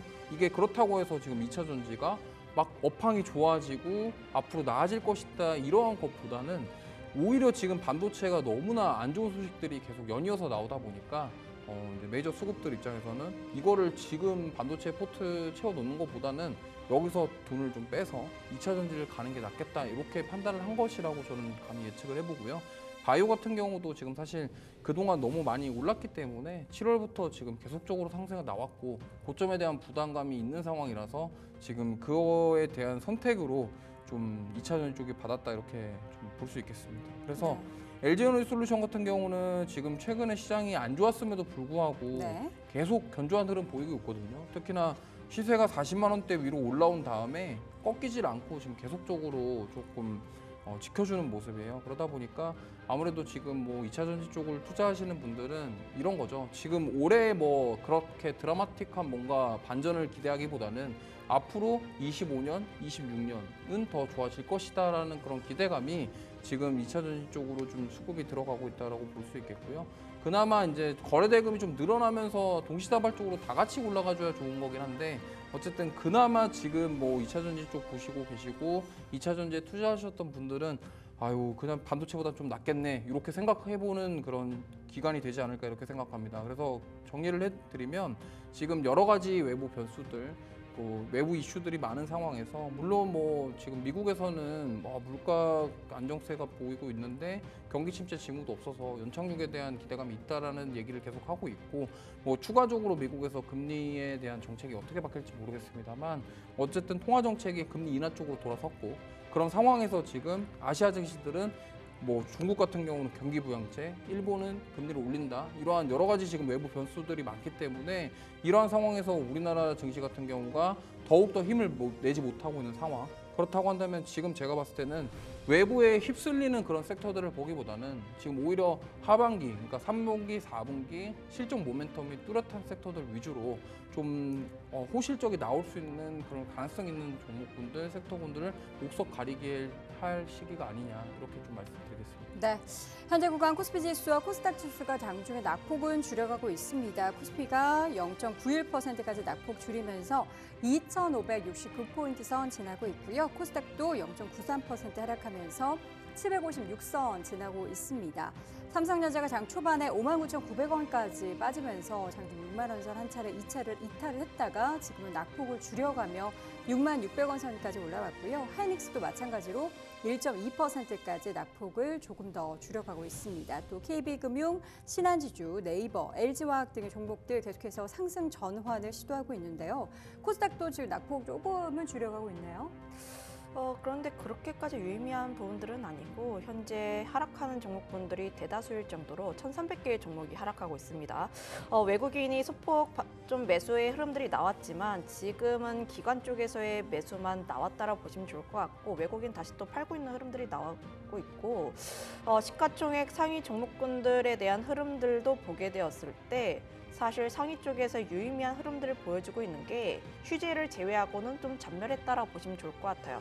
휴질 쪽에서의 강세 흐름들이 나오면서 뭐 파마 리서치라든지 혹은 미용 의료기기 쪽에서의 강세 흐름들만 나오고 있고 지금 뭐 에코프로라든지 혹은 뭐 바이오 쪽 좀 일부 종목군들의 반등이 나오기는 하나 다만 유의미하게 반등을 하냐에 대해서는 그렇지 않다라고 보시면 좋을 것 같아요. 약간의 반발 매수세가 살짝 들어갔다라고 보시면 좋을 것 같아서 현재 코스닥 시장 같은 경우 역시도 혼조세가 나오고 있다라고 보시면 좋을 것 같습니다. 결국 오늘 시장이 굉장히 어려울 것으로 보여지고 있어서 중소형 쪽 특히 종목별 장세, 이슈에 따른 트레이딩 혹은 굉장히 작은 종목군들 위주의 강세 흐름들이 나올 것으로도 보여지고 있는데 오늘 시장에서도 트레이딩 종목군들이 굉장히 어려운 모습이 나오고 있어요. 그만큼 현재 시장에서 투심이 굉장히 많이 얼어붙었다라고 보시면 좋을 것 같은데 원래 이렇게까지 시장이 안 좋았을 때 일부 테마 쪽의 수급이 굉장히 많이 쏠려야 합니다.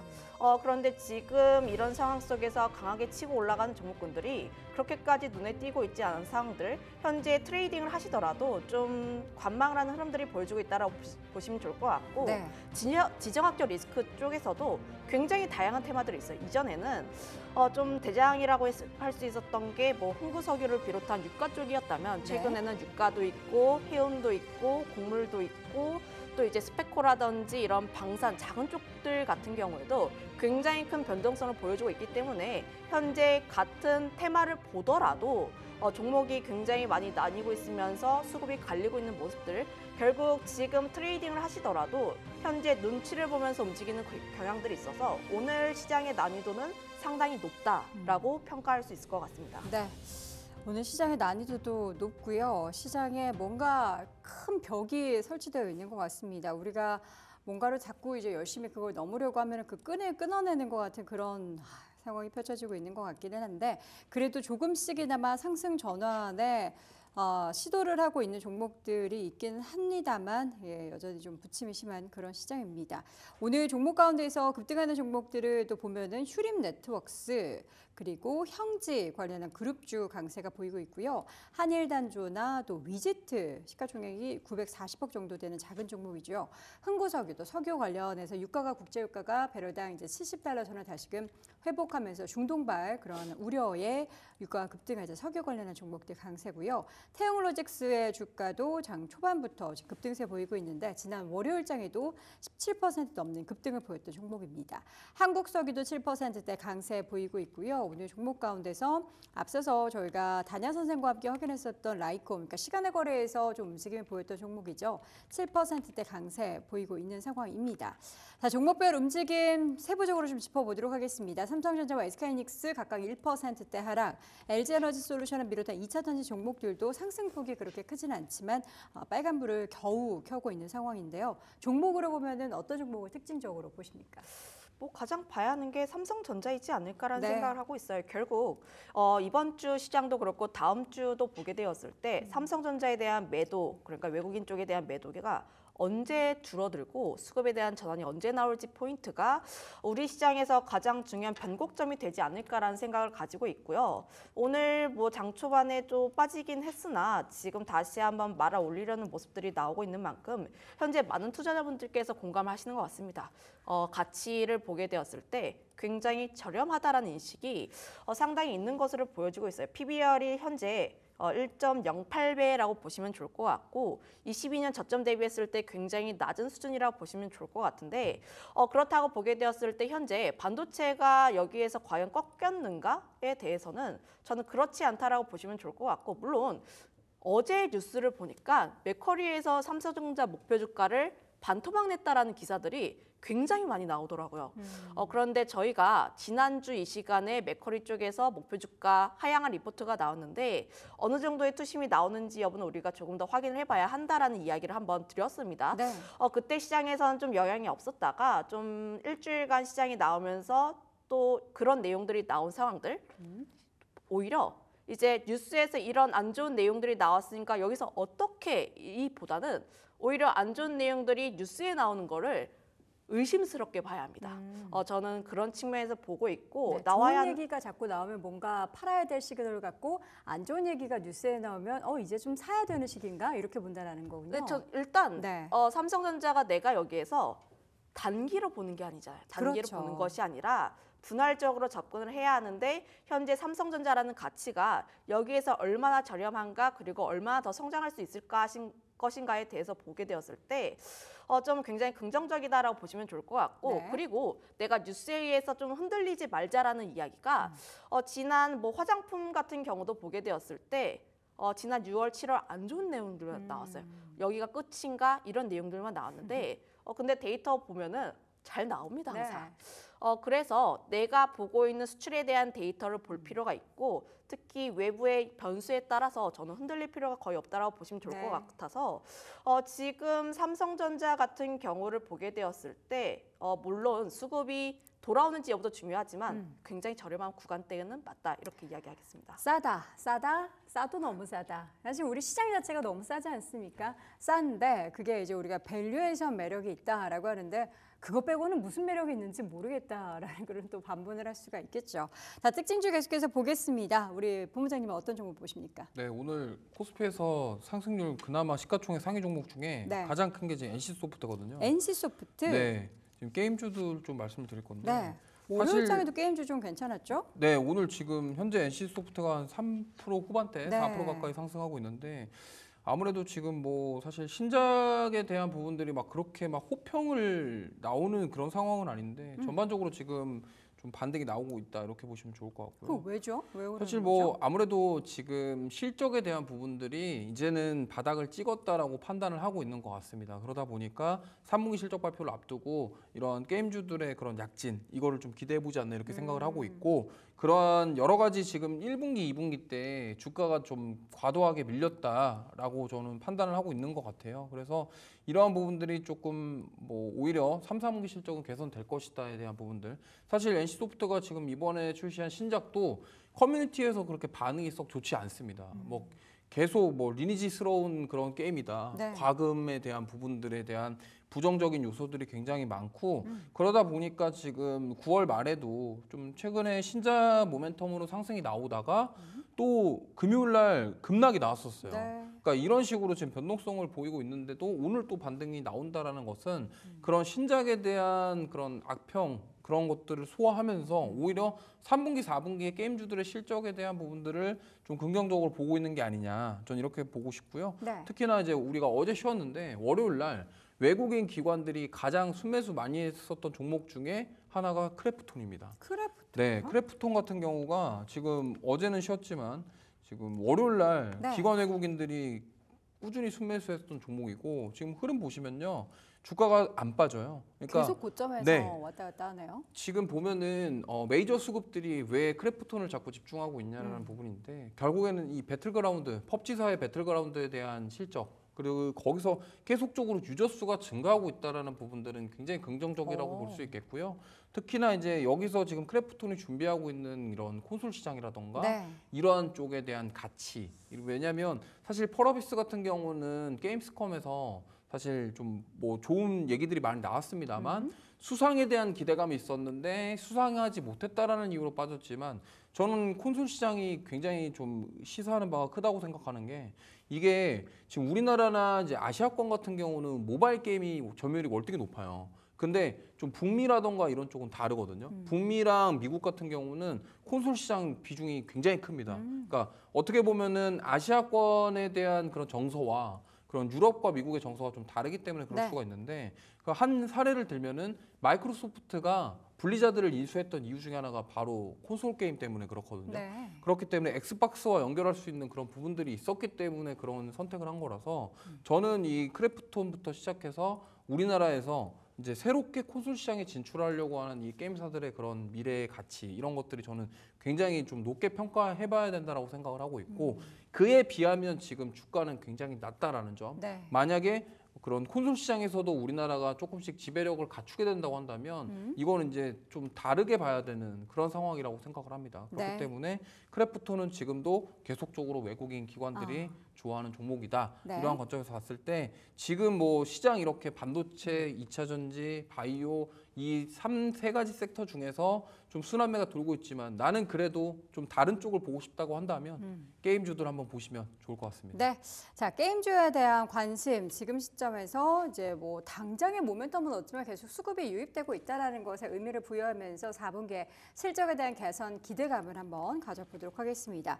현재 구간 양시장 비슷한 움직임입니다. 1% 안팎의 하락 흐름 보이고 있고요. 코스피에서는 앞서 말씀한 NC소프트, 그리고 LIG 넥스원 등의 종목들 그리고 일부 금융주의 반등이 나오고 있고 그리고 코스닥에서는 지금 태성이라는 기업이 엄청난 급등을 연속적으로 펼쳐내면서 오늘도 신고가 경신하고 있습니다. 28,950원 장중에 터치를 했고요. 서진 시스템의 주가도 지금 상승인데 ESS 부분에 있어서의 호조 그리고 3분기 최고 매출을 전망한다라는 증권사의 분석이 상승의 배경이 되고 있습니다. 특징적인 종목 계속해서 좀 체크를 해보도록 하죠. 바이오는 또 다 오르는 게 아니라 일부 종목만 또 오르네요. 일단 바이오 같은 경우에 9월에 너무 많이 올랐고 네. 지금 시장 자체가 좀 전반적인 흐름이 주도 섹터가 강한 것이 아니라 종목별 장세에 대한 흐름들 특히 바이오 같은 경우에는 지난 7월, 8월, 9월에 너무 강했기 때문에 약간 쉬어가는 구간대라고 보시면 좋을 것 네. 같아요.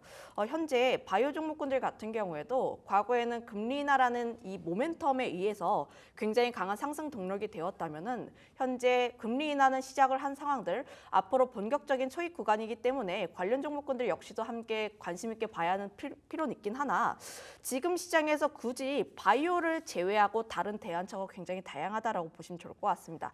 앞서서 이야기를 했던 것처럼 현재 시장은 굉장히 좋지 않고 특히 내일 휴장을 앞두고 있기 때문에 굳이 지금 바이오 종목군들을 선택을 하시기보다는 오히려 실적이 잘 나올 수 있는 3분기 실적주들 혹은 수출 데이터가 잘 나올 수 있는 종목군들 쪽에 대한 관심이 조금 더 유효하지 않을까라는 생각을 가지고 있고요. 현재 이슈가 있는 쪽들 같은 역시도 트레이딩에 대한 연속성이 추가로 나올 수 있는 부분들이 있어서 바이오를 대안할 수 있는 산업과 섹터가 다양하다고 보시면 좋을 것 같아서 이전만큼의 위상이 좀 갖기는 어렵지 않을까라고 판단을 하고 있습니다. 네. 자, 지금 고려아연과 영풍 그리고 영풍 정밀 등의 종목들 강세를 보이고 있는데요. 고려아연 지금 보니까 회장 측에 이제 자사주 취득금지 가처분 신청에 대해서 기각 결정이 내려진 게 속보로 전해지고 있습니다. 그 이후에 관련한 종목들이 지금 빠르게 등락을 보이고 있는데 이 이슈도 좀 짚어보도록 하죠. 사실 와, 이거 너무 머리가 아픕니다. 서로 반격에 또 재반격에 나서고 있는 상황이죠. 그러니까 지금 오늘의 이 상승은 네. 최윤범 회장의 이러한 1조 원 가량의 그런 공개 매수 회사채 발행하면서 공개 매수를 하겠다, 뭐 80만 원대까지 공개 매수하겠다 이런 지금 얘기가 나오면서 네. 다시 올라가고 있는 거고요. 그러니까 기존의 이제 영풍 쪽과 이제 지금 이 고려아연의 최혜정 관련 쪽과 지금 분쟁인데 결국엔 모르겠습니다. 이거는 정말 예측할 수가 없어요. 왜냐하면 도대체 누가 이게 어떻게 회사를 지배를 하냐에 따라서 방향이 또 달라질 수가 있고요. 네. 특히나 이제 영풍 같은 경우는 이제 어떻게 보면은 글로벌 사모펀드까지도 도입을 해가지고 MBK를 도입을 해서 네. 지금 공개 매수를 하겠다라는 의견을 냈는데 이제 여기서 최 회장은 여기 우리도 회사채 발행해서 이제 공개 매수 하겠다 이렇게 돼버리니까 이제 그런 상황에서 지금 주가는 올라가고 있지만 네. 그래도 이게 지금 여기서 많이 올랐기 때문에 과연 더 올라갈 수 있냐에 대한 부분은 저는 약간 글쎄옵니다. 왜냐하면 뉴스 하나에 정말 주가가 어떻게 될지 아무도 몰라요. 네. 그러다 보니까 이렇게 지금 고려아연 같은 경우는 저는 이제 보유자의 영역이라고 생각을 합니다. 기존에 오랫동안 가지고 계셨던 분들이 이제 좀 올라온 상황에서 아 여기서 내가 조금 팔아야 되나 이제 조금 더 봐야 되나 이걸 고민을 하시는 건 괜찮은데 여기서 나는 신규로 더 갈 것 같으니까 뭐 80만 원까지는 가지 않겠어? 이렇게 접근하신다고 한다면 조금 비중을 좀 적게 좀 접근하시는 게 좋을 것 같고 그러니까 저는 뭐 기업이 나쁘다, 기업이 안 좋다 이런 게 아니라 이런 경영권 분쟁이라던가 M&A 이슈가 발생했을 때는 항상 어떤 쪽에서 어떤 뉴스가 나오고 또 반대편에서 어떤 뉴스가 나오냐에 따라서 정말 희비가 하루아침에 막 되게 크게 엇갈릴 수가 네. 있기 때문에 그 부분만 주의하셔서 대응해보자 이 말씀을 좀 드리겠습니다. 일단 이제 고려아연 회장 측에서도 자사주 취득을 해서 80만 원대까지 사겠다라고 했는데 이제 그 반대쪽에서는 못 사게 이제 신청을 했는데 그걸 또 기각을 한 거니까 살 수 있게 된 거잖아요. 그렇죠. 그렇게 되면 이제 투자자들 입장에서는 그럼 일단은 80만 원까지 수급이 유입돼서 끌어올리겠네. 네. 계속 이제 지분을 사들이려는 그런 수급들이 들어오면 올라오겠네라고 생각을 할 수는 있겠지만 가지고 계신 분들은 뭐 추가적인 수익이 있겠지만 여기에서 접근이라 좀 조심해야겠죠. 마찬가지인 의견인 것 같아요. 뉴스에 따라서 그리고 어떤 대응 전략이 나오느냐에 따라서 관련 종목군들의 변동성이 나올 수 있는 구간대라고 보시면 좋을 것 같은데 네. 특히 오늘 시장에서 이런 종목군들의 강세 흐름들이 나온 것은 시장에 영향도 있지 않을까라는 생각을 하고 있어요. 시장 영향. 시장의 영향이라는 게 오늘 시장이 안 좋습니다. 살 게 시장에서 돈이 돌아야 하는데 네. 돈 갈 게 없다 보니까 이런 종목군들에 대한 흐름들이 나왔고 그리고 이전의 흐름을 봤을 때 고려아연 쪽에서 매입가를 올리겠다라고 했을 때 네. 오히려 그때 당시에는 안 따라갔어요. 어. 그때 시장이 좋았습니다. 네. 결국 오늘 상승에 대한 부분들이 시장에 대한 영향도 어느 정도 있다라고 판단을 하고 있기 때문에 네. 현재 여기에서 너무 공격적으로 매수를 하시기보다는 오히려 보유자이신 분들이 조금씩 차익 실현을 하는 구간대가 맞지 않을까라는 네. 생각을 가지고 있어요. 알겠습니다. 반면 오늘장 하락하는 종목들은 굉장히 많은데요. 그중에서 오늘 보니까 지금 삼양식품의 주가가 좀 큰 폭으로 하락입니다.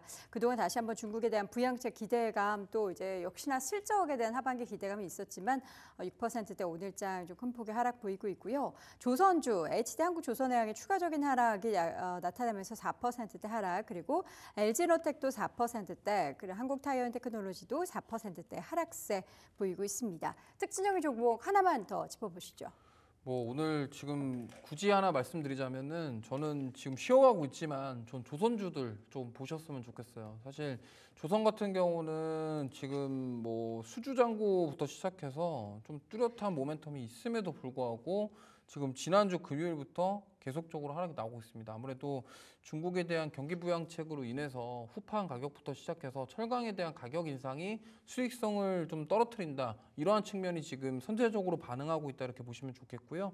제가 봤을 때는 물론 그런 부분들이 우려스럽긴 하지만 앞으로의 모멘텀, 그러니까 하반기에 조선소가 진짜로 외부 변수 없이 꾸준하게 돌아가기만 한다고 한다면 2027년도까지 어떻게 보면 매출이 보장되어 있는 상황이기 때문에 저는 오히려 이렇게 조정할 때마다 저가 매수의 기회라고 생각을 하면서 조선 섹터들 전반적으로 보시면 좋을 것 같습니다.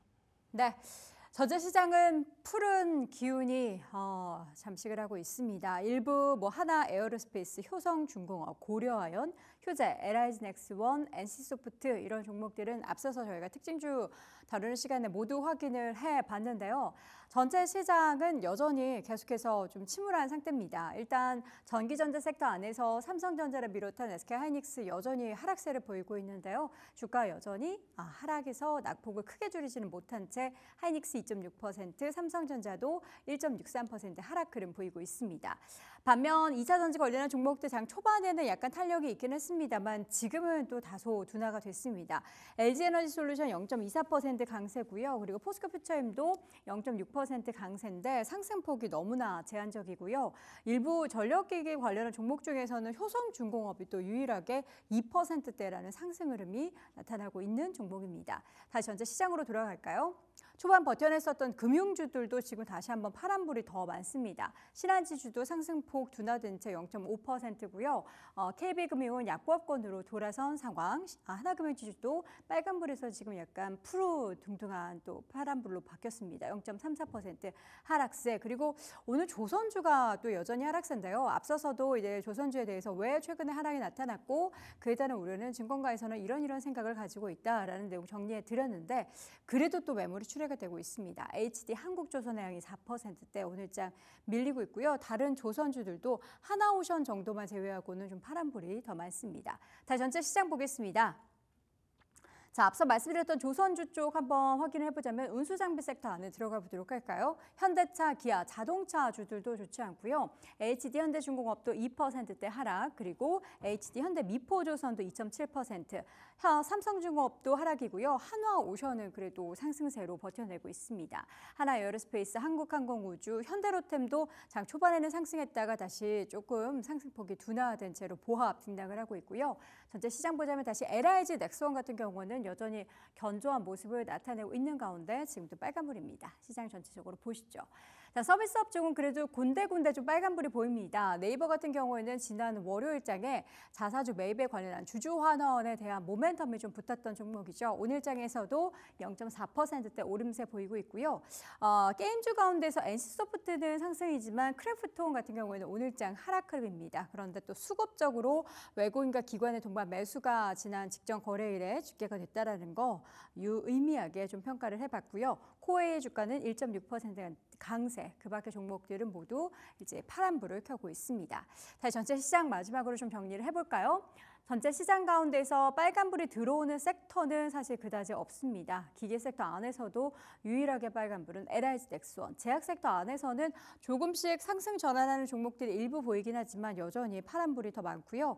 철강금속 안에서는 그 업황에 대한 이야기보다는 지분 경쟁을 하고 있는 고려아연만 빨간불을 켜고 있는 상황이고, 그리고 일반 전기전자 쪽에서는 뭐 에코프로 관련한 그룹주 일부가 상승세 보이고 있습니다. 또 오늘 음식료품 업종 중에서는 삼양식품 뿐만 아니라 CJ 제일제당 등의 종목들도 함께 하락세를 보이고 있습니다. 자, 그럼 오늘 시장에서 우리가 좀 저가 매수에 나설 만한 종목들이 있을까요? 두 분의 탑픽 한번 고심해서 골라보도록 하겠습니다. 먼저 본부장님. 네, 저는 아까 말씀드렸던 조선 쪽에서 한 종목 골라봤습니다. 한국조선해양 말씀을 드리고 싶은데요. 사실 지금 지난주 금요일부터 시작해서 지난주 금요일 날 7%대 하락, 지금 오늘도 지금 4%대 하락이고요. 사실 월요일 날 살짝 반등이 나오긴 했습니다만 지금 최근에 조금 이렇게 빠진 게 좀 너무 과도하지 않냐 이렇게 생각을 하고 있고요. 결국에는 지금 뭐 최근에 27일 날 지난주에 공시를 통해서 이제 컨테이너선 내척에 대한 신규 수주에 대한 모멘텀이 있습니다. 지금 보면은 컨테이너선 같은 경우는 원래 중국 쪽에서 계속적으로 많이 수주를 받았었는데 지금 최근에 우리나라에서도 컨테이너선 이런 수주를 가지고 오고 있다라는 점 저는 굉장히 긍정적으로 보고 있고, 특히나 하나호선에 이어서 이제 HD 현대 쪽도 미국 해군 쪽과 뭔가 협력에 대한 기대감이 있는 상황입니다. 뭐 잠수함이라던가 이런 쪽으로 연결될 수가 있기 때문에 저는 오히려 지금 오늘도 이렇게 빠졌고 지난주부터 빠지고 있는 이런 한국조선해양 같은 종목 한번 지금 매수 기회로 삼아 보시면 좋을 것 같습니다. 네, 조선주 가운데서 HD 한국조선해양을 탑픽으로 꼽아봤습니다. 이어서 팀장님은 어떤 종목 있습니까? 저는 브랜드엑스 코퍼레이션을 가지고 왔는데 브랜드엑스 눌려있는 코퍼레이션. 종목은 아니고 네.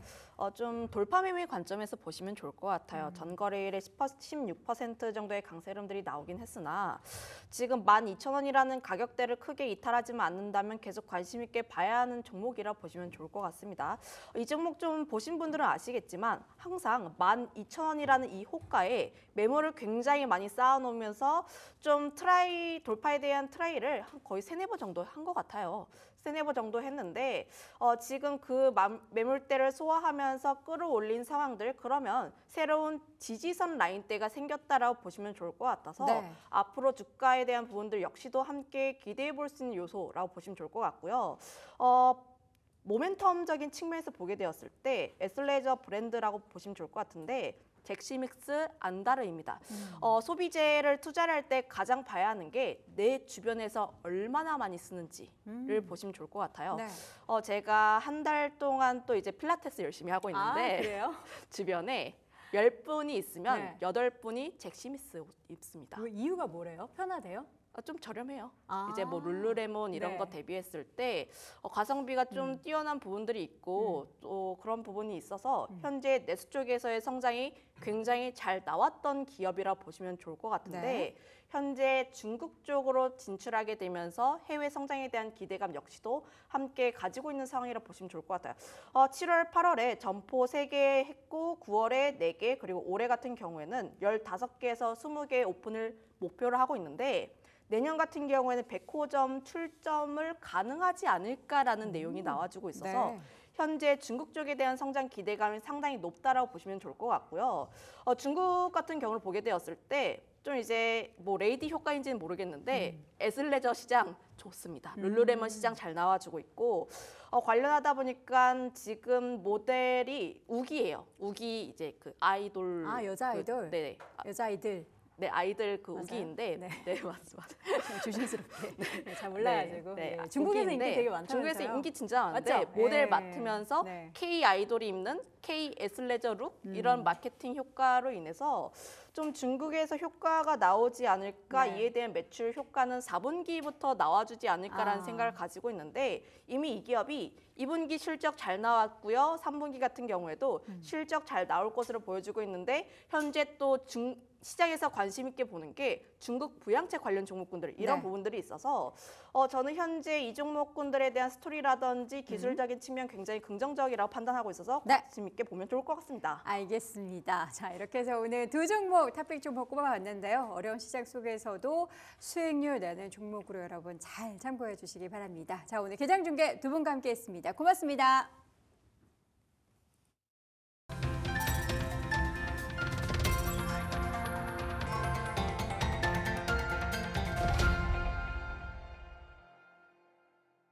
네, 시장에 질문들이 정말 많습니다. 궁금증 해결해 드리는 시간 가져볼게요. 오늘은 루크투자연구소 임순재 대표 함께하겠습니다. 어서 오세요. 네, 안녕하십니까? 네, 대표님.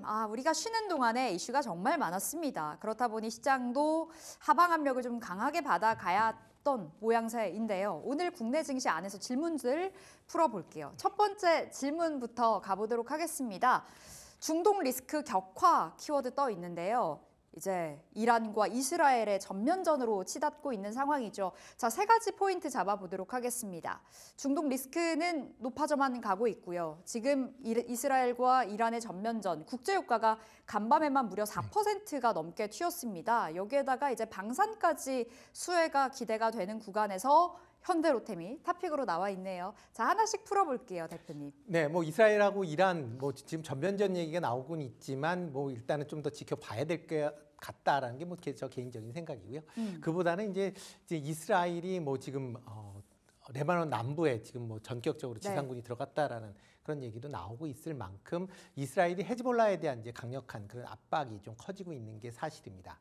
뭐 그러다 보니까 뭐 이렇게 이제 이스라엘에 대한 이제 전면전 가능성에 대한 부분, 특히 이제 헤즈볼라 최고 지도자인 이제 나스랄라가 이제 사망을 하면서 일단 헤즈볼라 입장에서도 이스라엘과의 뭐 전면적인 그런 이제 충돌이 불가피하지 않을까라는 생각을 해보고 있습니다.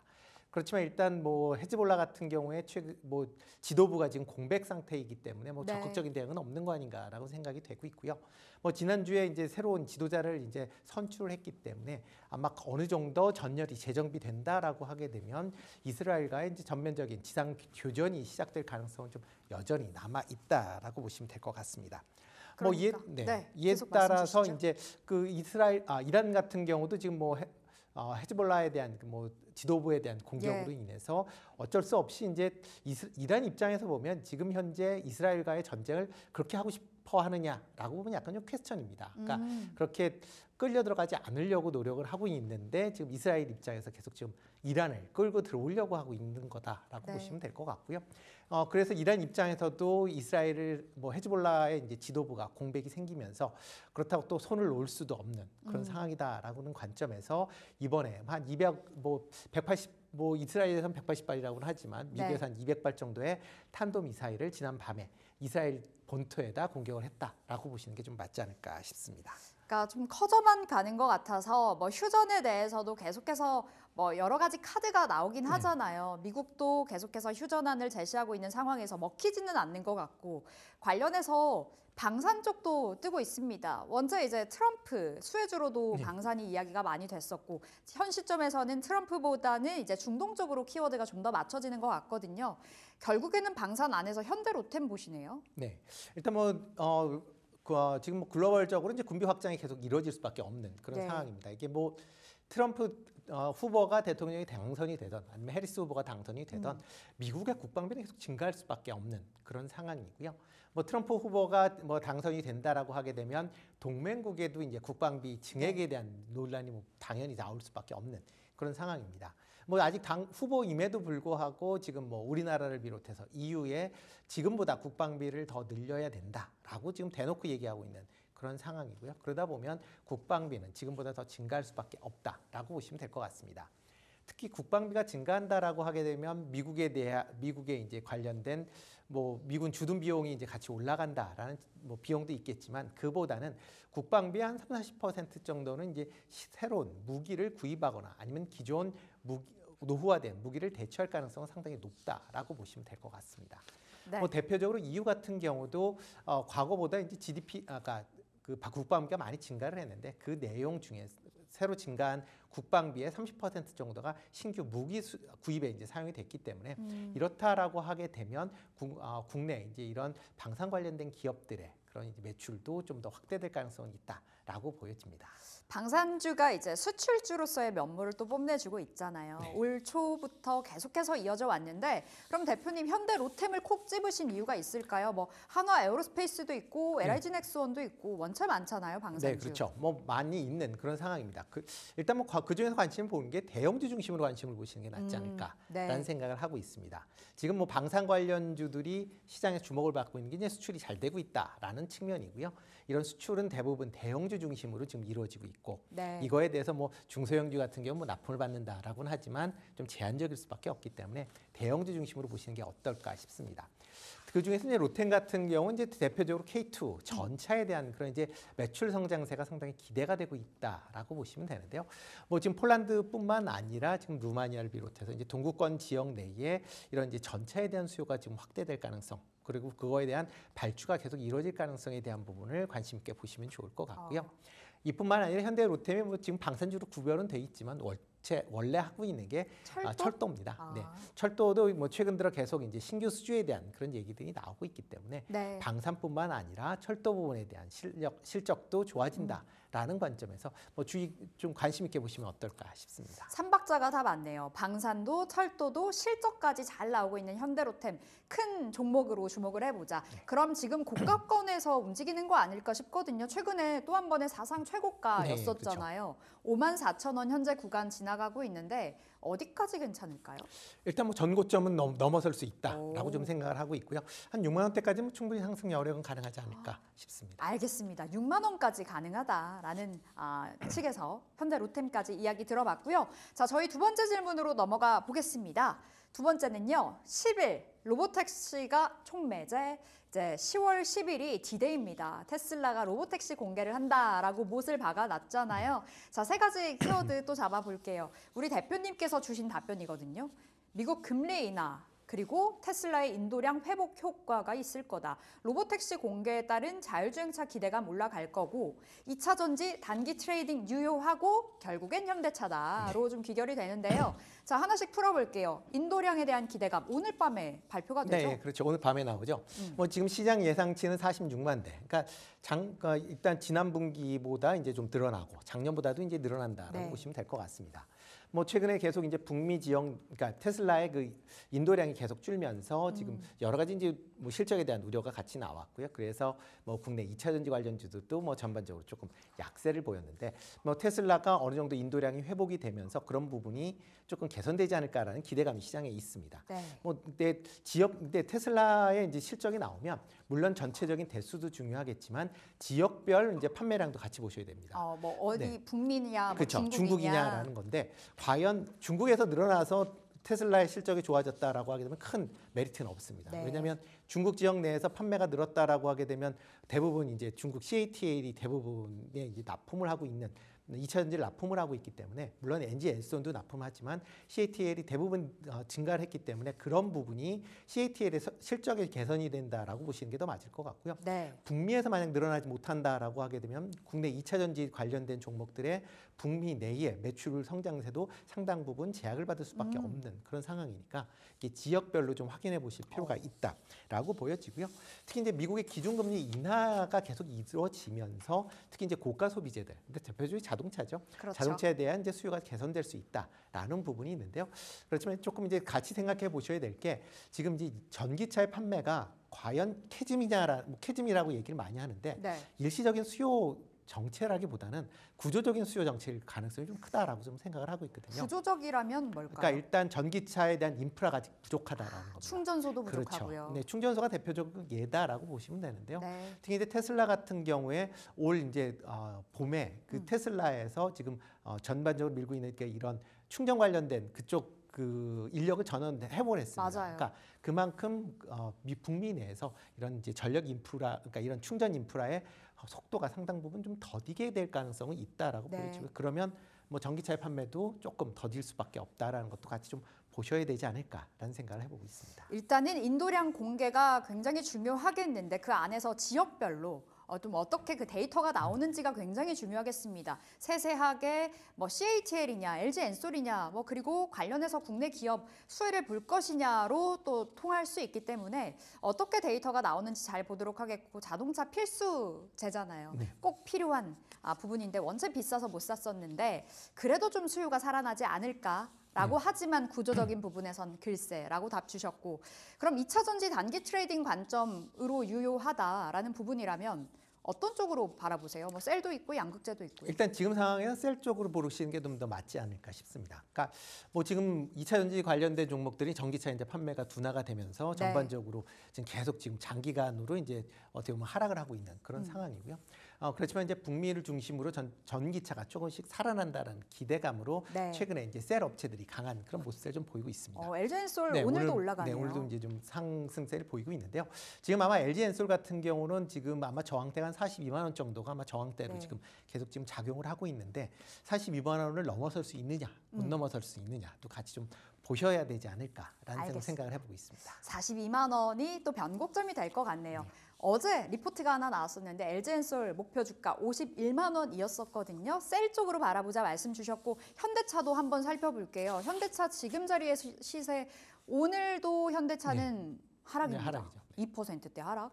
이거 지금 자리 그럼 접근 가능할까요? 일단 뭐 그 이 정도 자리면 뭐 충분히 가능하지 않을까. 그러니까 지금 뭐 저는 그렇게 뭐 현대차 최근에 계속 좀 약세를 보였는데 네. 아마 지금 빠지면 아마 조금 더 빠질 가능성은 있습니다. 뭐 이게 국내 증시가 전체적으로 조정을 받는다라고 하게 되면 이렇게 지표를 이제 차지하는 대형 이제 주 같은 경우는 조금 더 밀릴 가능성은 있다라고 보여지는데요. 네. 그렇지만 현대차 같은 경우는 북미 시장에서 계속 판매 호조를 뭐 아마 그것도 이제 오늘이나 아마 내일 정도 이제 발표가 될 걸로 보여지는데 그렇다라고 하게 되면 북미 시장 내 친환경 차량, 특히 뭐 전기차도 있지만 하이브리드 차량의 판매가 계속 호조를 보일 가능성은 상당히 좀 있다라고 보여지고요. 여기에 이제 10월달에 이제 현대 메가플랜트가 이제 주자주에서 이제 완성이 되면 전기차 보조금에 대한 우려도 상당 부분 이제 해소가 간다라고 하게 되면 그런 부분도 같이 좀 관심 있게 좀 보실 필요가 있지 않을까 싶습니다. 알겠습니다. 현대차는 지금 자리 매수 관점으로 답변 받아봤습니다. 세 번째 질문으로 넘어가 볼게요. 세 번째는 네이버입니다. 네이버의 희망 고문. 진짜 희망 고문인 것 같아요. 우리 지난 월요일이었죠. 자사주 매입하고 소각하는 그 이야기가 나오면서 장 초반에 주가 급등 나왔다가 이내 반락했었거든요. 자, 세 가지 포인트 열어볼까요? 네이버. 주주 환원책은 긍정적, 시장 약세 영향에 조금 제한적이라는 말씀이신 것 같고 AI 경쟁력에 대한 우려는 좀 여전한데 이커머스의 성장세는 지속될 거다. 네이버 좋게 보시는 건가요? 안 좋게 보시는 건가요? 일단은 뭐 나쁘진 않게 보고 있습니다. 네, 그 뭐 가장 큰 이유가 일단 뭐 주주 환원책에 대한 이제 확대다라는 부분 좀 긍정적으로 봐야 되지 않을까 싶습니다. 뭐 이번에 이제 그러니까 자산 이제 4천억을 올해 내에 이제 매수를 해서 이제 연말에 네. 이제 소각을 하겠다.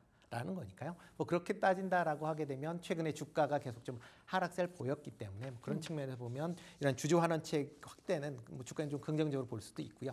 특히 이번에 이제 주주 환원책이 뭐 기존에 있었던 내용을 뭐 다시 뭐 리바이벌한 게 아니라 새롭게 이제 했다라는 거를 좀 더 긍정적으로 보셔야 되지 않을까라는 생각을 해보고 있습니다. 네이버 나쁘지 않다라고 봐주셨고요. 자, 지금 자리 네이버 봐보도록 하겠습니다. 오늘 이 시간 네이버의 흐름은 어떻게 흘러갈까요? 지금 0.12%의 하락 보여주고 있고요. 17만 원 터치가 됐다가 이내 좀 이탈이 됐거든요. 어디까지 볼까요? 일단 뭐 네이버 같은 경우 가장 큰 게 이제 AI 부분에 대한 이제 시장 우려가 여전히 남아 그렇죠. 있다라는 겁니다. 뭐 AI 관련돼서 뭐 여러 가지 이제 좋은 얘기도 나오곤 있지만 글로벌 빅테크들이 이제 대규모로 투자를 하면서 과연 네이버가 여기서 살아남을 수 있겠느냐라고 보는 거 측면이 분명히 있는데요. 다만 이제 네이버 측에서 강하게 이제 할 수 있는 건 한국어에 대해서는 뭐 세계에서 제일 강하다라고 보시면 될 것 같고 그런 부분으로 틈새 시장 분명히 열릴 수 있다라고 생각을 하고 있습니다. 이와 더불어 이커머스 관련된 부분도 뭐 중국 이커머스에 대한 그런 우려감은 있지만 뭐 TMF 사건 이후에 어차피 이제 네이버로의 국내 이제 소비자들의 이제 이런 이제 쏠림 현상이 좀 있을 수밖에 없는 거고요. 그런 점을 감안하면 일단 네이버 지금 주가 그렇게 뭐 높은 주가는 아니다라고 생각을 하고 있는데 다만 이제 전체적인 시장 흐름 자체가 뭐 지금 국내 증시가 중국이 또 이제 부양책이 나오면서 관련돼서 이제 중국으로 일부 외국인 자금이 빠져나가는 것처럼 보여지거든요. 네. 그 영향 때문에 당분간은 조금 옆으로 횡보할 가능성에 대한 부분도 같이 보셔야 되지 않을까 싶습니다. 알겠습니다. 앞서 네이버 나쁘지 않다라고 코멘트 달아주셨고요. 자, 마지막 질문 속도 내보도록 하겠습니다. 꼭 가봐야 될 것 같아요. 위고비가 이제 10월에 한국에 상륙을 하잖아요. 블루엠텍이 절대 강자일까라는 질문이 달려 있는데 어떻게 보세요? 자, 세 가지 포인트 잡아봤습니다. 원체 이제 비만 당뇨 치료제 관련주들이 원체 핫했잖아요. 탑픽으로 펩트론, 한미약품 주셨는데 이야기 들어볼까요? 네, 일단 위고비가 15일 날 국내 판매를 시작을 하겠다라고 하는 거고요. 근데 추락 가격은 37만 원 정도 됩니다. 그러니까 37만 원 추락 가격이기 때문에 아마 소비자들이 맞으실 때는 한 75만 원 정도, 2배 정도 이제 된다라고 보시면 될 것 같고 이게 비급여 항목입니다. 그렇기 때문에 이제 전부 제 돈 다 내셔야 되는데 상당히 좀 비쌉니다. 너무 비싸죠. 네, 그렇죠. 그러니까 그렇기 때문에 게다가 이거를 이제 맞을 수 있는 사람이 이제 비만으로 이제 일단 이제 확진을 받은 그런 신분들에 한해서 아마 처방이 될 걸로 보여지니까 생각보다 판매가 늘어날 것이냐라는 부분은 좀 더 지켜보셔야 될 것 같고요. 네. 다만 이제 블루엠텍이 이전 버전 이제 위고비의 이전 버전인 삭센다에 대한 이제 국내 유통을 하고 있는데 국내 점유율이 한 60% 정도 됩니다. 그러면 위고비의 매출 위고비도 전체적으로 보면 한 60% 정도 시장 점유율을 갖는다라고 하게 되면 그만큼 이제 매출 성장세는 좀 기대해 볼 수 있다라고 생각을 좀 하고 있습니다. 근데 좀 제한적일 수는 있겠어요. 이제 한국의 비만 환자라고 해야 될까요? 네. 얼마나 될까 싶기도 그렇죠. 하고. 생각보다는 그렇게 많지 않죠. 그렇죠. 네. 원체 이제 다들 날씬한 사람이 우리 대한민국에 많기 때문에 좀 제한적일 것도 같고요. 탑픽, 자 지금 시세 확인해 보겠습니다. 먼저 펩트론 볼게요. 자, 펩트론 지금 현재 주가는 1.5% 하락으로 5만 선. 오늘 장 초반 5만 2천 원 찍었다가 지금 빠르게 출회가 되고 있는 모습. 목표 주가까지만 말씀 주세요.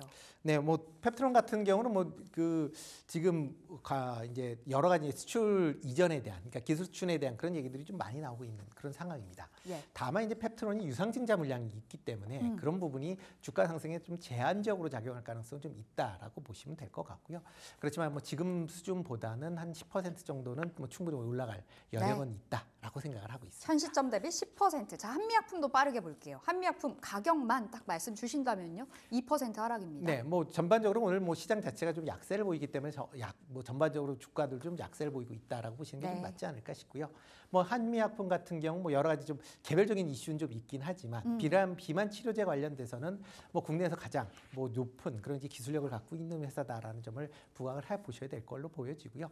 뭐 일단 뭐 지금 여러 가지 좀 이슈가 어느 정도 해소가 된다라고 하게 되면 뭐 40만 원 수준까지는 올라갈 수 있지 않을까라는 생각을 해보고 있습니다. 알겠습니다. 한미약품은 40만 원 수준까지 보자라고 탑픽 받아보면서 여기서 마무리 지어보겠습니다. 자, 오늘의 질문들 루크투자연구소 임순재 대표 함께했습니다. 말씀 고맙습니다. 네, 고맙습니다. 네, 출발 딜사이트 2부 여기서 마칩니다. 여러 가지 이야기들, 시장에 대한 전략들 이어지는 딜사이트에서도 함께해 주시기 바라겠고요. 저희 여기서 인사드리겠습니다. 끝까지 함께해 주신 여러분 고맙습니다.